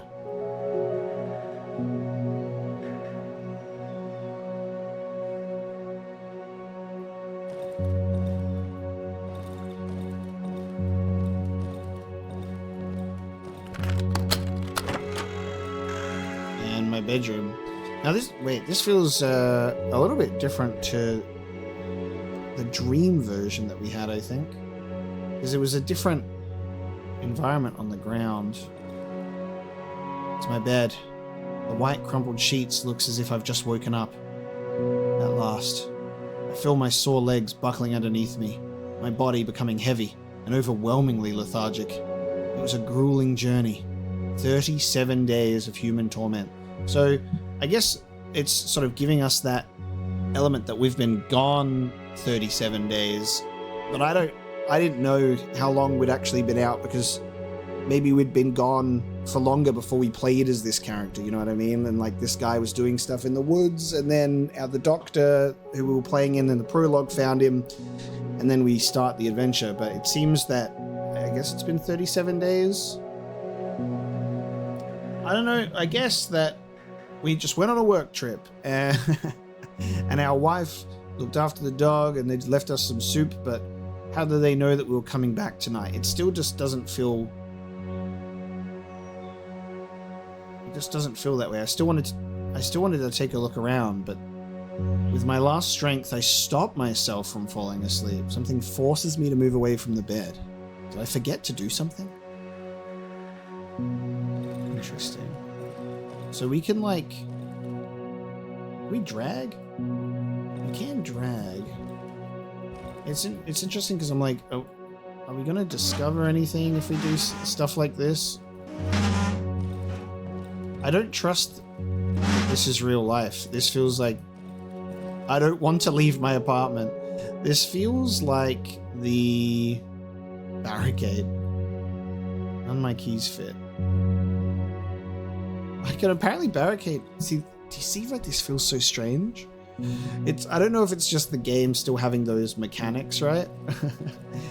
Like I could pick stuff up and put it in my inventory, like a torch and stuff.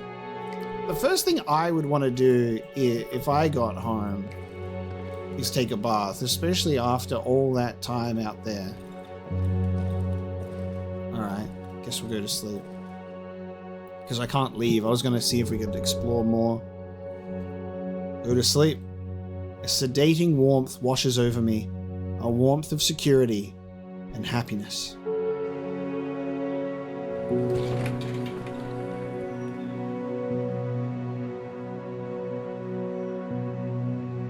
I want this man to take a look in the mirror. Like, what do we look like now that we've taken off all of our stuff?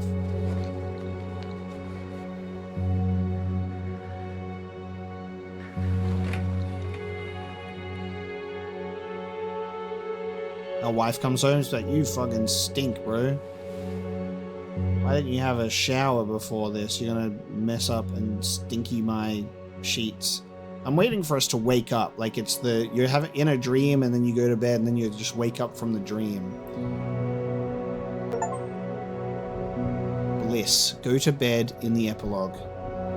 The rustle of the wood stretching away from the horizon kept the stranger awake for a long time. Eventually, fatigue washed over him, and the man fell into a deep, much-desired dream.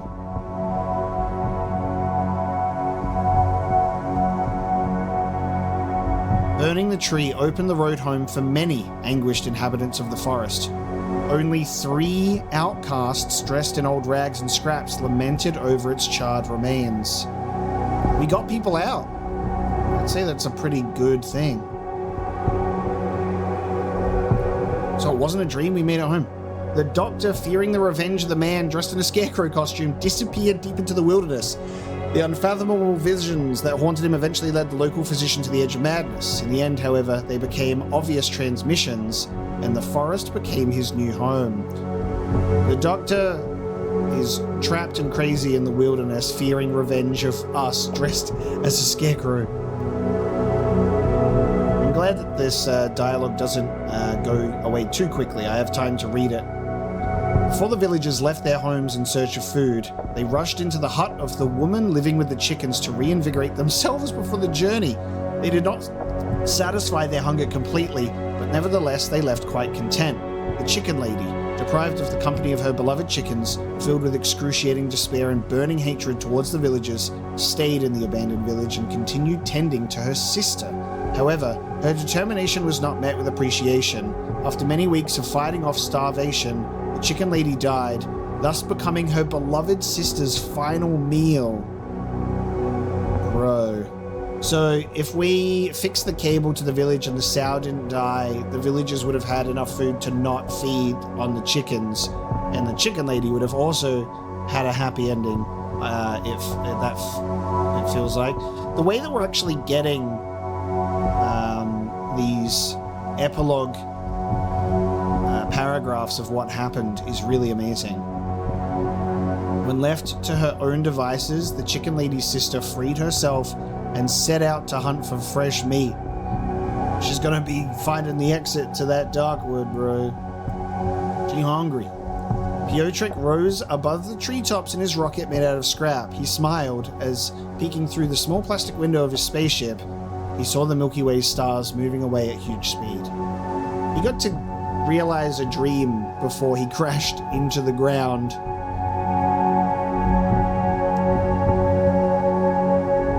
The barricaded cottage at the swamp became a prison for the three children. The oldest boy, kept locked in his room following his escape attempt, would long remember his only journey through the woods and the visit in the house overgrown with white mushrooms. I mean, the kid wasn't really going to have a good ending with the frail mushroom grandma that was going to literally split into two at a moment's movement, you know? The inhabitant of the hut at the junkyard went into the woods, following distant whispers. When he was close to his destination, he got stuck between giant tree roots. Soon, hungry birds started to gather over his enormous body. Feeling his impending death, he desperately started trying to free himself from the roots that clutched him. Weakened after a long trip, he fought to fight them off and fell face down into the mud. Moments before death, he saw his reflection in a pool, a huge snail head. He then thought he's never had such a strange dream, and he wished to wake up. Wow. So our snail got stuck. I don't know if there was a good ending for him. Should we have killed him then and there? Or given the snail this freedom just to get eaten by birds?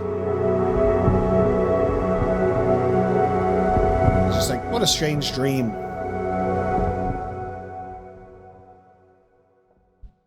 And the Wolfman, he's dead. No epilogue needed for him. Wow. Darkwood was brought to you by Acid Wizard Studio. So we got an achievement called Bliss for us to go to bed. The bodyguard. So the dog was named after Bodyguard. The writers, their names. So Piotrek was written into the game. So we've got these characters in the game that have the similar names, which is great.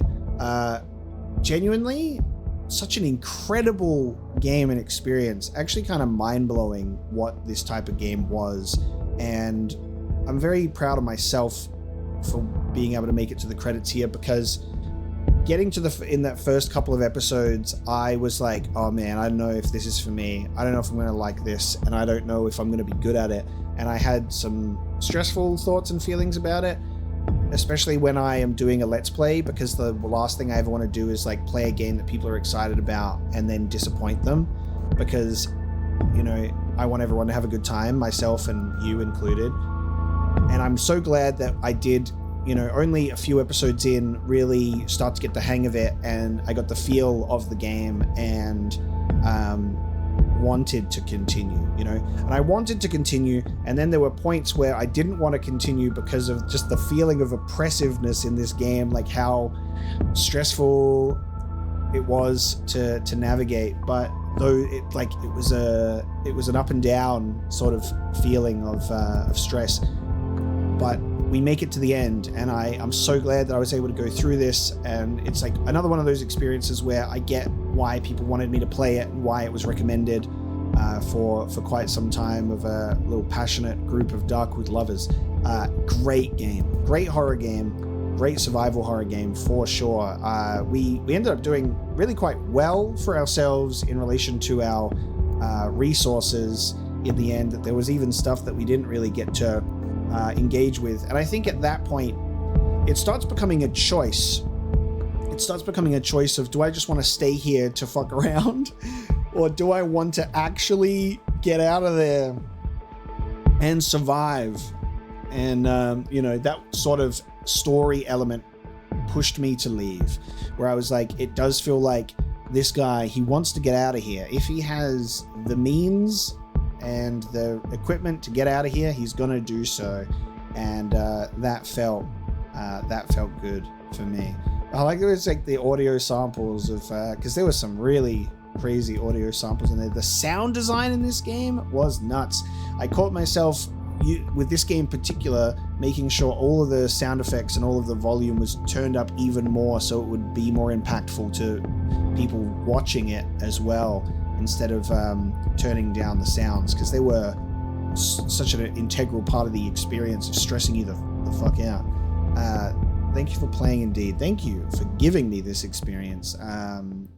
Darkwood is really, really special. And so there's ways that you could definitely kind of run through the adventure. You know what I mean? If you were to go again, you could really decide to try and do things as efficiently as possible, having an actual understanding of the game in the beginning. It really is one of those games where you start out and you're struggling and everything's really difficult, but you slowly learn the mechanics and you get to a point where you feel like you're in control. And even then, getting to the end, like there were still numerous elements of things that I struggled with. I struggled with skills a lot in this game, which is an ADHD thing for sure. There's things that I definitely only started to implement towards like the end, because establishing those habits is a difficult thing for me sometimes. But at the end of the day, we made it to the end, and it seems that you can actually play still. It saves not in the epilogue. It still says that we're at chapter 2, which is curious. Where are we? If we just open it up again, I guess it allows you to explore things. Oh no, okay. It's the beginning of the epilogue. It's the beginning of the epilogue. So you start off again. Interesting. Because I'm a little curious. So if I actually, if I go to take a look at my Steam, Steam has Bliss. Go to bed in the epilogue. A lot of these achievements that we've gotten towards the end are very, very rare, which is quite surprising, but it only counts Steam achievements, of course. But it's like 5% of players have burned the talking tree, and then 4.8% have gone to bed. There was like a 0.2% of people that didn't take the next step, which is so wild. Crazy. When I look at the epilogue, I look at... I've got 7 hidden achievements remaining, so there's 15 achievements total. But no map, just the epilogue, and it makes me curious that the fact that it's at the beginning of the epilogue, I guess that means that there could be other things that you're able to see and interact with. I love that our character does have stamina still, because he runs out of breath. You just can't see anything.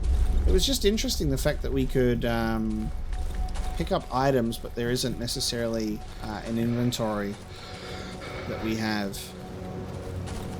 It was like making me wondering if we were going to wake up from the dream at any moment, but apparently this is real. You get out and then you just go to bed, you know what I mean? So I want to continue in this area to see if there's more for us to discover here. So let's see what happens. Okay, we find ourselves back here, and now that we've finished the game and seen the credits, I did check. So there is 2 endings that can be obtained in the epilogue, which is why it can start you from the beginning, so you're able to see both. So we have the option, which is Bliss, which is you go up to your apartment, you go to bed, or there is something else, and that requires a little more looking around, a little more walking around. And that is the vibe that I got. That is the feeling I got here. So we will see how we go. Like, I missed this staircase, right? I missed this staircase right here. And I just could have gone down here and checked this place out. And, okay. It's all locked. Okay. What does it look like is in there, though? Because that looks like bodies. Oh, man, there's like a compressor. Oh, bro. Mushrooms down here that I can harvest. And they're odd looking. Oh, no. Okay. So this only further reinforces what I was thinking. I'm like, we're totally in some sort of dream, right? The way that... Fuck this. The way that you just have, like, bliss is that ignorance is bliss. You've just gone to sleep and been like, what a horrible 37 days, you know? Of course, there's a little more to that.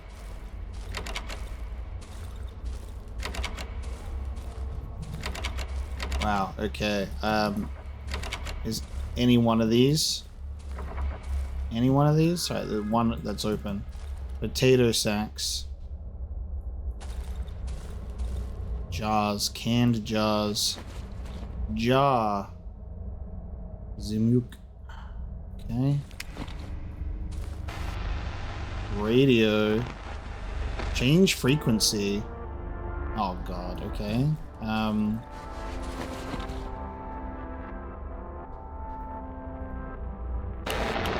Oh, potato sacks. What's happening down there?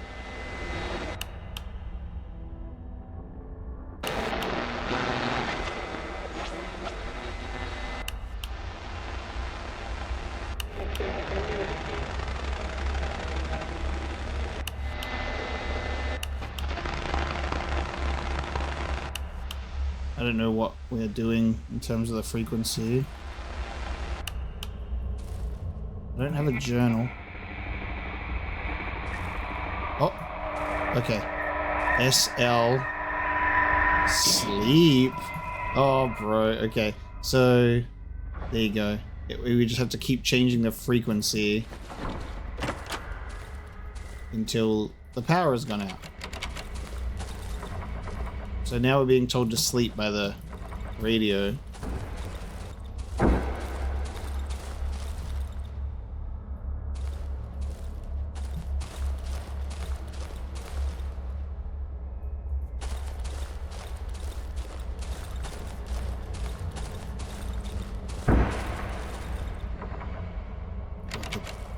Bashing on the doors down here. I've tried all the doors. I think we go. I guess we'll go.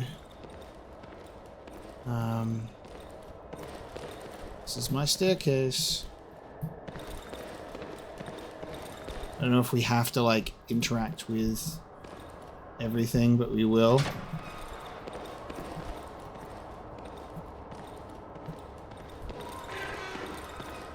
So we got this guy, and then we tried the door, and then the door opens. Yeah, and then we like peeked in here, and that's just okay. That's just fucking creepy. Okay, so there's the downstairs. There's the weird baby.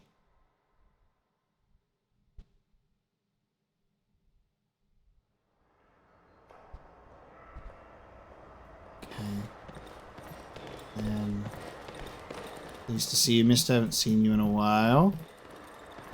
And then the flowers that are still green. We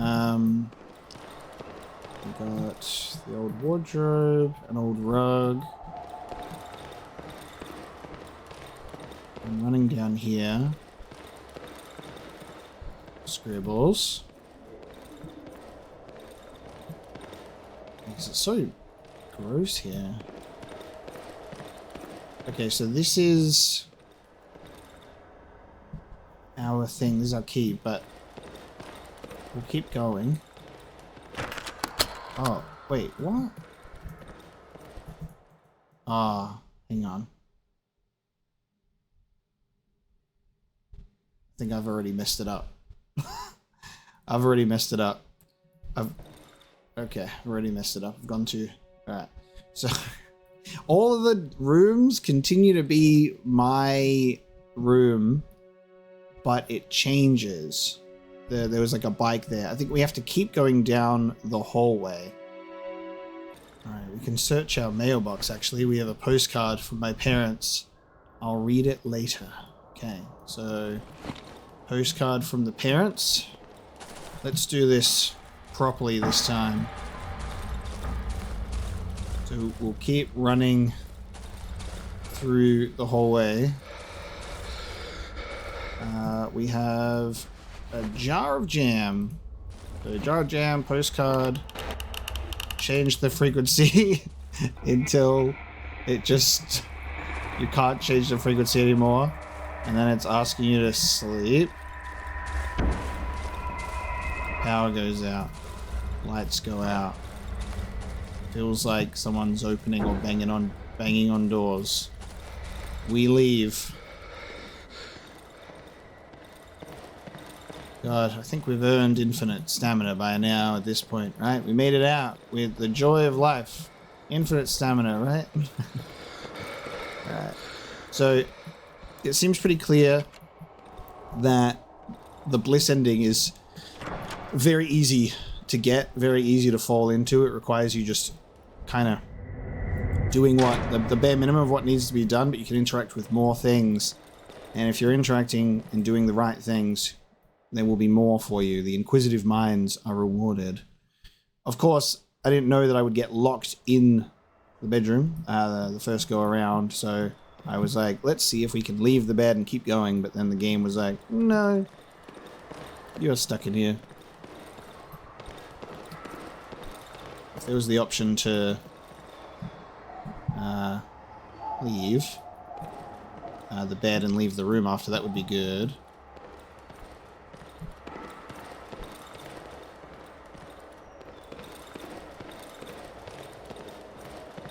Alright, so we're just gonna keep going. So there's our door with a doormat. If we keep on going, there's no doormat, and then a bike. The neighbor's bike. He could do something with it. It's been lying in the middle of the corridor ever since he broke the kickstand. Okay, doormat again.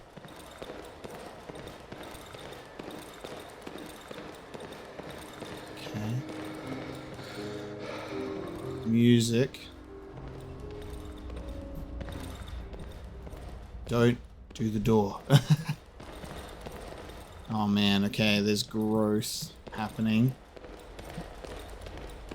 How far can we go though? Do we just go to the end? Is there an end that we go to? It's all starting to look the same.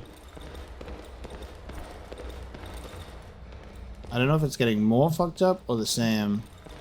I think it's the same. I just don't want to mess it up. Oh no, it's getting more fucked. Yeah, no, it's getting more fucked up. Alright, keep going. Bro. Okay. It's crazy that they put you in this sort of state when you're like in the dream and you're like constantly running through the same room over and over and over again.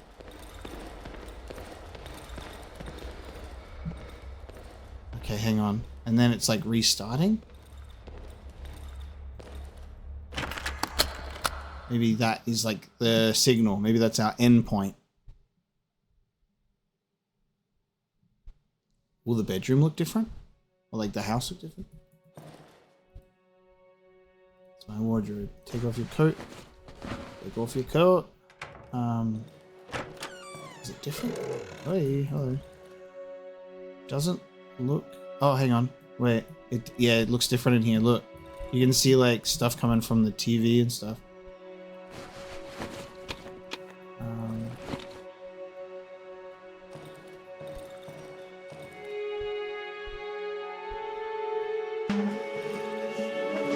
Okay. These roots are growing out from under the floor panels. Flooring, remove. I won't be able to tear the floor off with my bare hands. There should be some tools in the kitchen. Oh my god, okay. So we're getting into more stuff.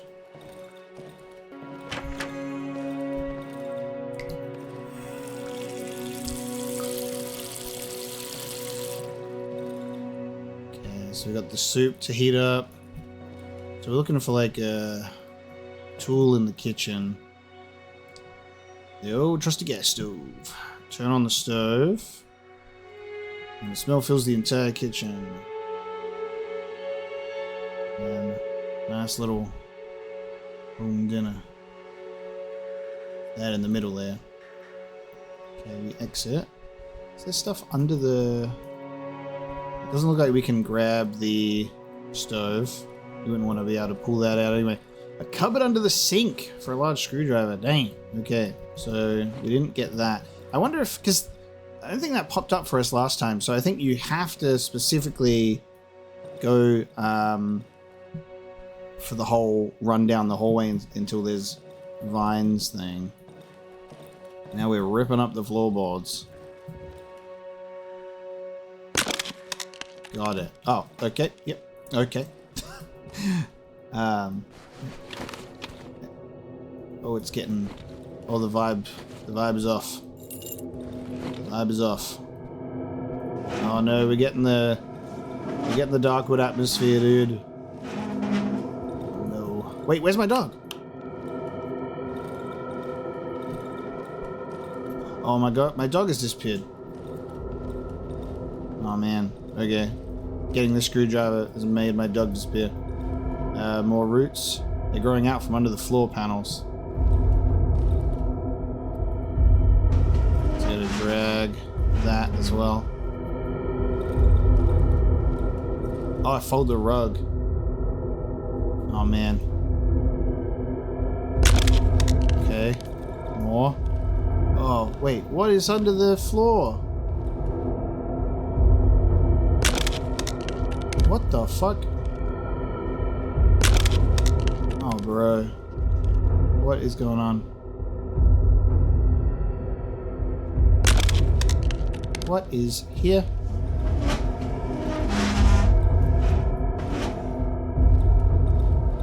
Okay. Are we just removing the entire floor? I guess so. Folding couch. I'm very tired. Well, too damn bad. We're dragging the couch out. We're ripping up the floorboards. These roots are growing out from under the floor panels.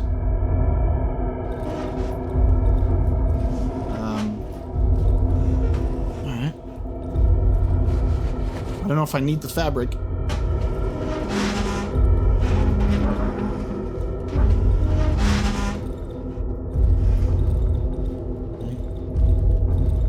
To examine.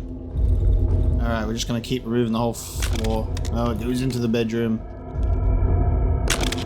No, it goes into the kitchen too.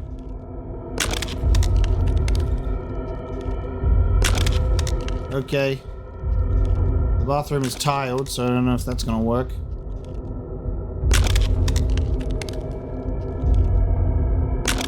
Okay. So, alright. How do you reckon we're doing? We good? Well, I can continue removing the flooring. Okay. No, yeah. You can remove the tiles too. Alright. Continue removing the flooring of my bedroom.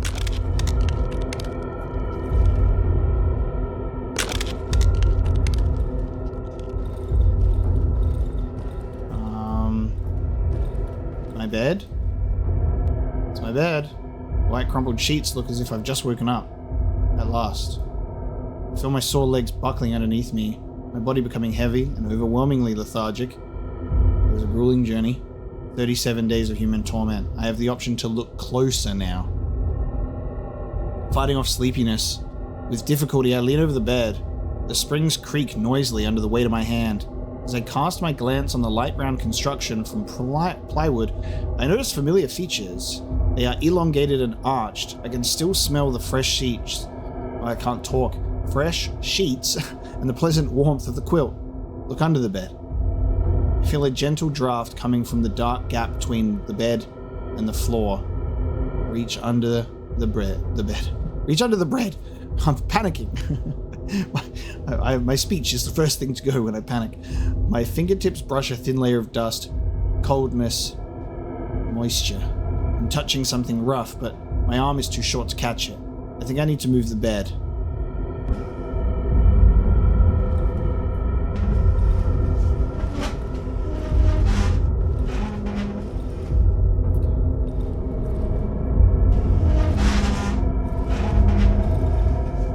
Okay.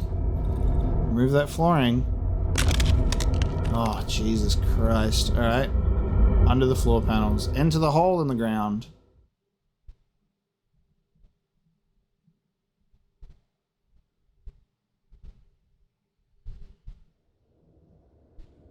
It's a good thing we picked up that... Oh. I was just about to say it's a good thing we picked up the torch and battery because we're about to be in the dark. However, I'm naked. Hope you shelved that. Okay. What the fuck? Sleeping woman. Dirty clumped hair cover the woman's face. She's murmuring in her sleep, clutching a rag doll filled with straw. Now. The moon has faded. The night is here. The sleep stole over my doll. So close. Am I holding, like... What am I doing? Am I, like, holding my head? Your eyes.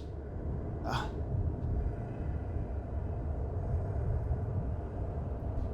man is fast asleep. He's smiling. He's hugging his knees with skinny, dirty arms. A swarm of flies is covering a black sore on his back. Wake up the woman. The woman doesn't react. I'm unable to wake her up from her slumber. The man doesn't react. I'm able to wake up from his slumber. My hat. Okay. Oh. I'm holding like my head because my hat has come off. Oh, my pants. Okay. They're completely destroyed. Okay. I crawled out of like the hole.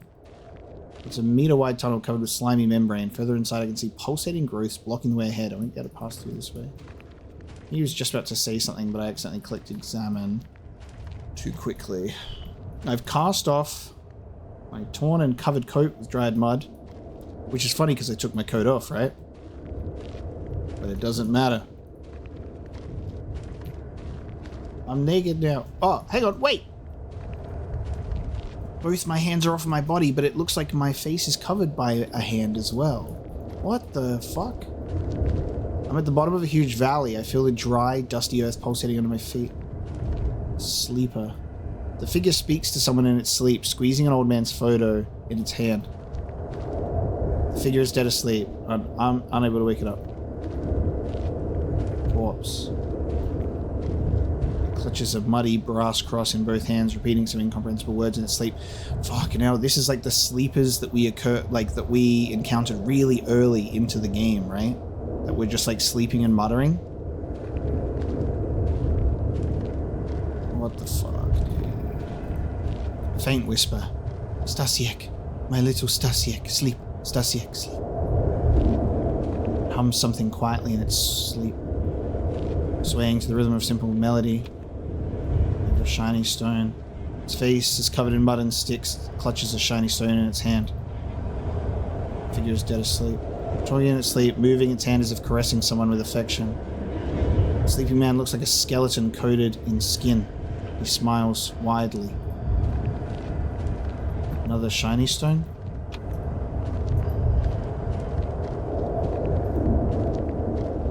The emaciated figure sleeps soundly, embracing the remains of a child. The figure sleeps on a muddy ground, resting its head on the chest of the skeleton lying next to it. Another sleeping figure. Another. Another.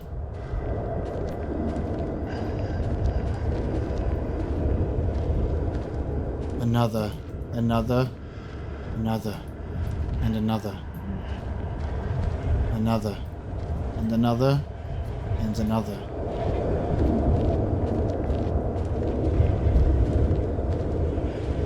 They're asleep. They seem happy, even though they're emaciated and dirty.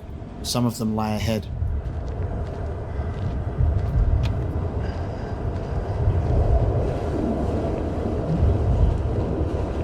This is like the roots of the big tree, but on like such a massive scale, like a world scale, and we're all just in it. Look at the pulsating beneath us.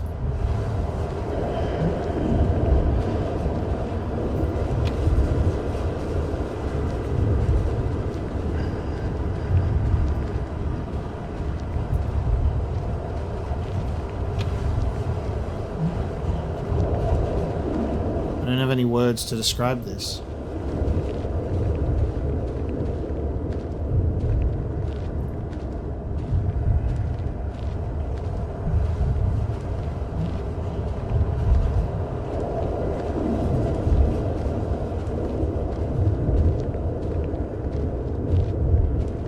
The earth is covered with thick bundles of dry roots that creak under my feet and old broken trees.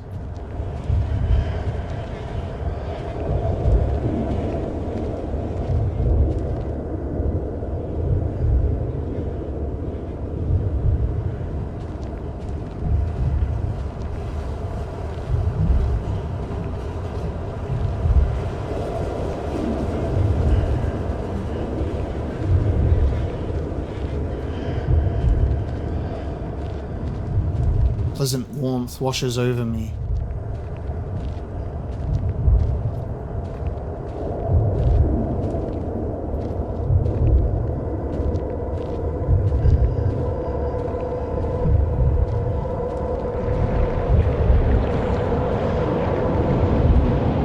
Being.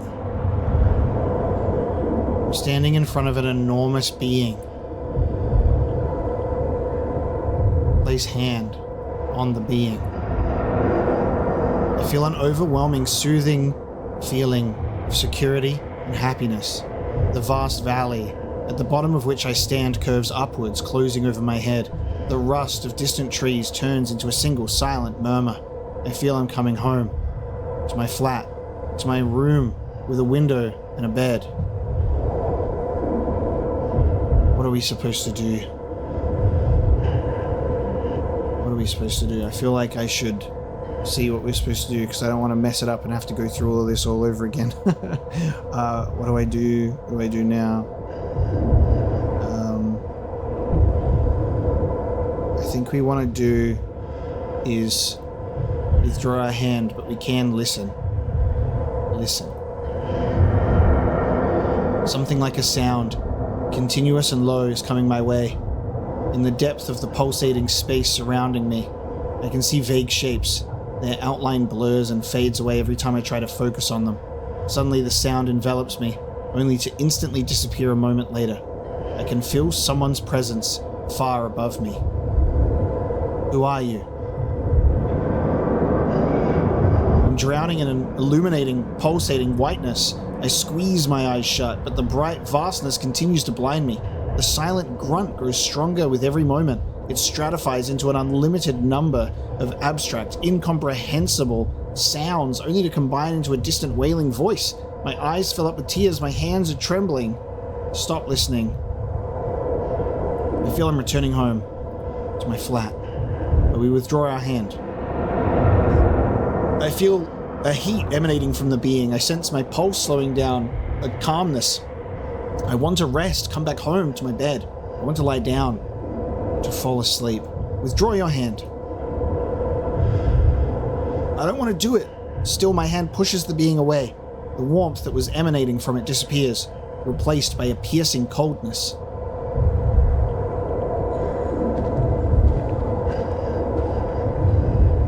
What the fuck? Like, what? You know? Like, huh?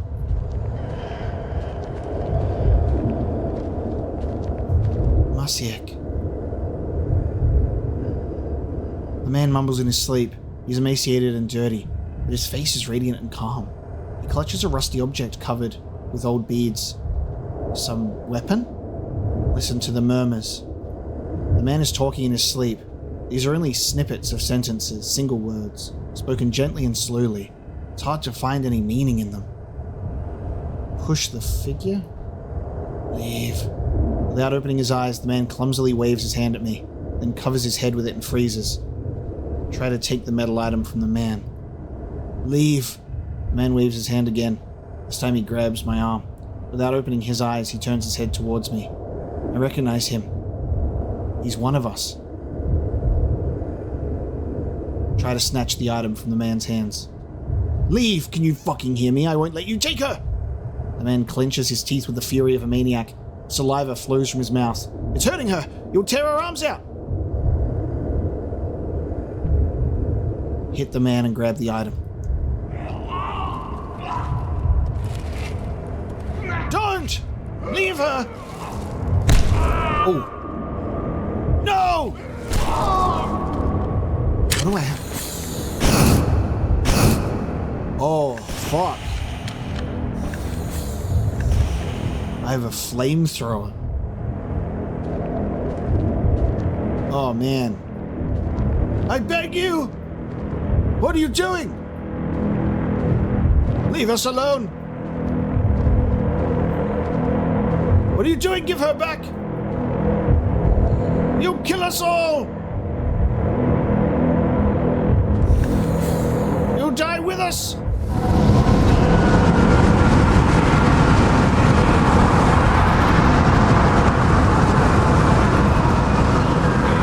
No! No, please!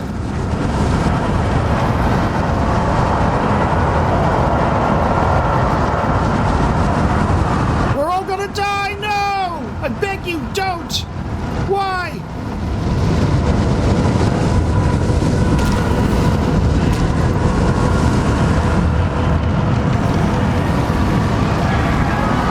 Some sort of organic wall that crawled out of the ground when I set fire to the being.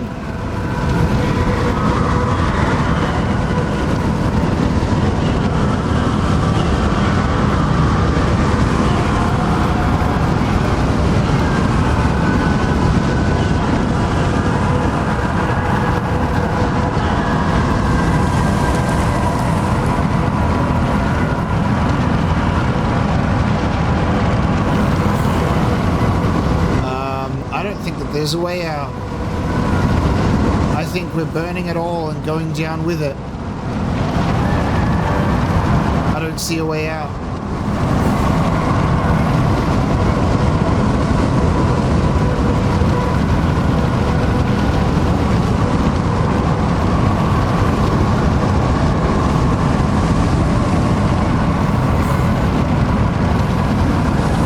Holy fuck, dude.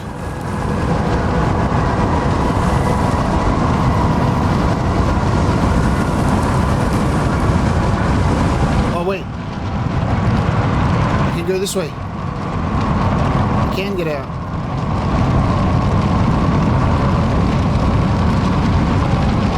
Holy fuck, I can get out. The fire, it's coming! He has a gun!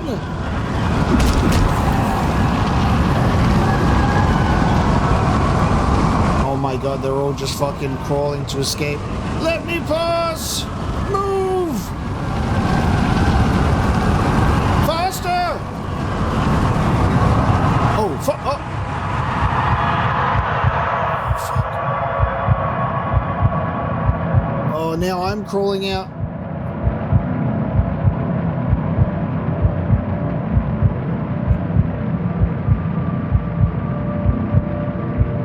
What the fuck, dude?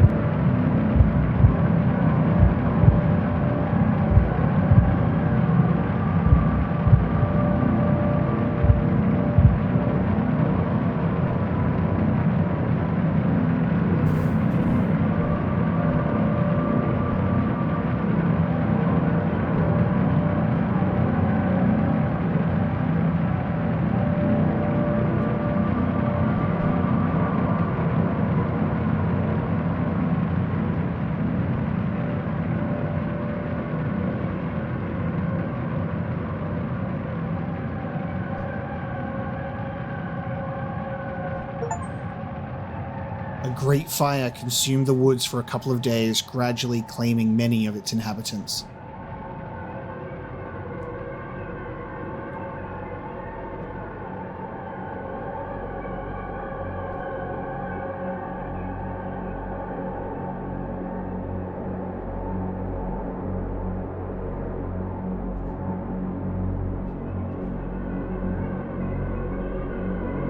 The fire consumed the last road leading to the heart of the woods.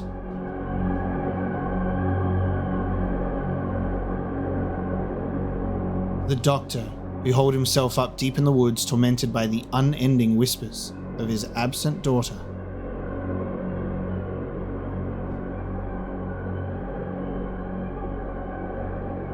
The three outcasts wearing old rags and scrap who, grief-stricken under the enormous, completely burned tree, didn't even attempt to run.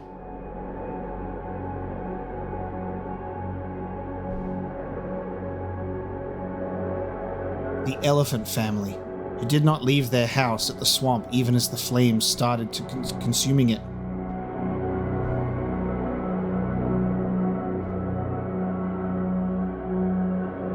The chicken lady crushed by the roof when she attempted to carry her sick sister out of the building.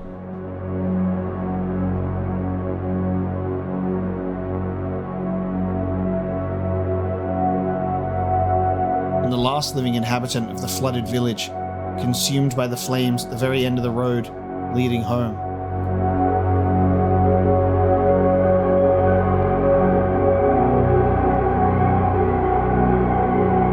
But not everyone perished.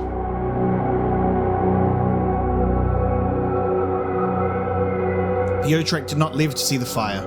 Before the flames appeared, he rose above the treetops in his rocket made of scrap. As he looked through the small spaceship window, he smiled for the last time. The Milky Way stars looked so beautiful, even now, when moving away at a huge speed.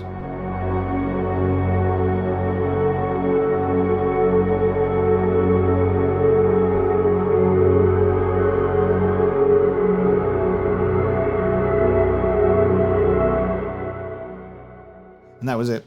By the way, Piotrek, he also died, but before everything else. So it's not all bad. Jeez, how's that for like an ending? You burn it all to the ground to eliminate it at the heart, at its very source. And that, everybody, is Darkwood. Burn them all. Burn the being in the epilogue. So there is Bliss and Burn Them All. And Burn Them All has even less. It's got 3.9% of players have this achievement, and Bliss has 4.8%. Wow. So those are the two endings that you can get. I believe that you're able to get to the epilogue, from what I can see when I was looking at the second ending. There is also the radio tower is another avenue to get to the epilogue. So there's the choice between the radio tower and burning the tree. So considering that it looks like the true ending of the game is burning it all, burning the tree seems to have been the correct course of action, at least in that sort of sense. But wow, we get to see both endings real close together, which is real nice. You don't have to like do a whole playthrough because there's only one save file. So that was really, really nice. And again, just adds a whole other layer to it right at the end. You know what I mean? Like, it's like you think you're out, you can do the ignorance is bliss, or you want to like see it all the way to the end and burn it all to the ground. Just a fantastic adventure through the Darkwood. Thank you so much for joining me on this journey. I truly hope those of you that were excited to see me go through this are happy with the playthrough and you enjoyed running through it with me. Tremendous game. Scared the shit out of me. Scared the absolute shit out of me. And I love it when a game that is unconventional in how it presents itself in a horror way, like, gets me. Like, first-person horror is traditionally the scariest for me because you're locked into your own perspective. And what Darkwood excels at is that same thing, because while it's a bird's eye view, you are limited to your character's field of view as well in what you see, and it really works in that way. It's incredible. And the sound design, the things that are making you question what's around you and how anything could be behind you or next to you, it's incredible and really, really cool. I had a great time playing Darkwood. I hope you enjoyed this Halloween game dropping on the channel. I think we've had a really good Halloween this year with some really scary games. So thank you so much for joining me for the Darkwood playthrough, and I will see you next time.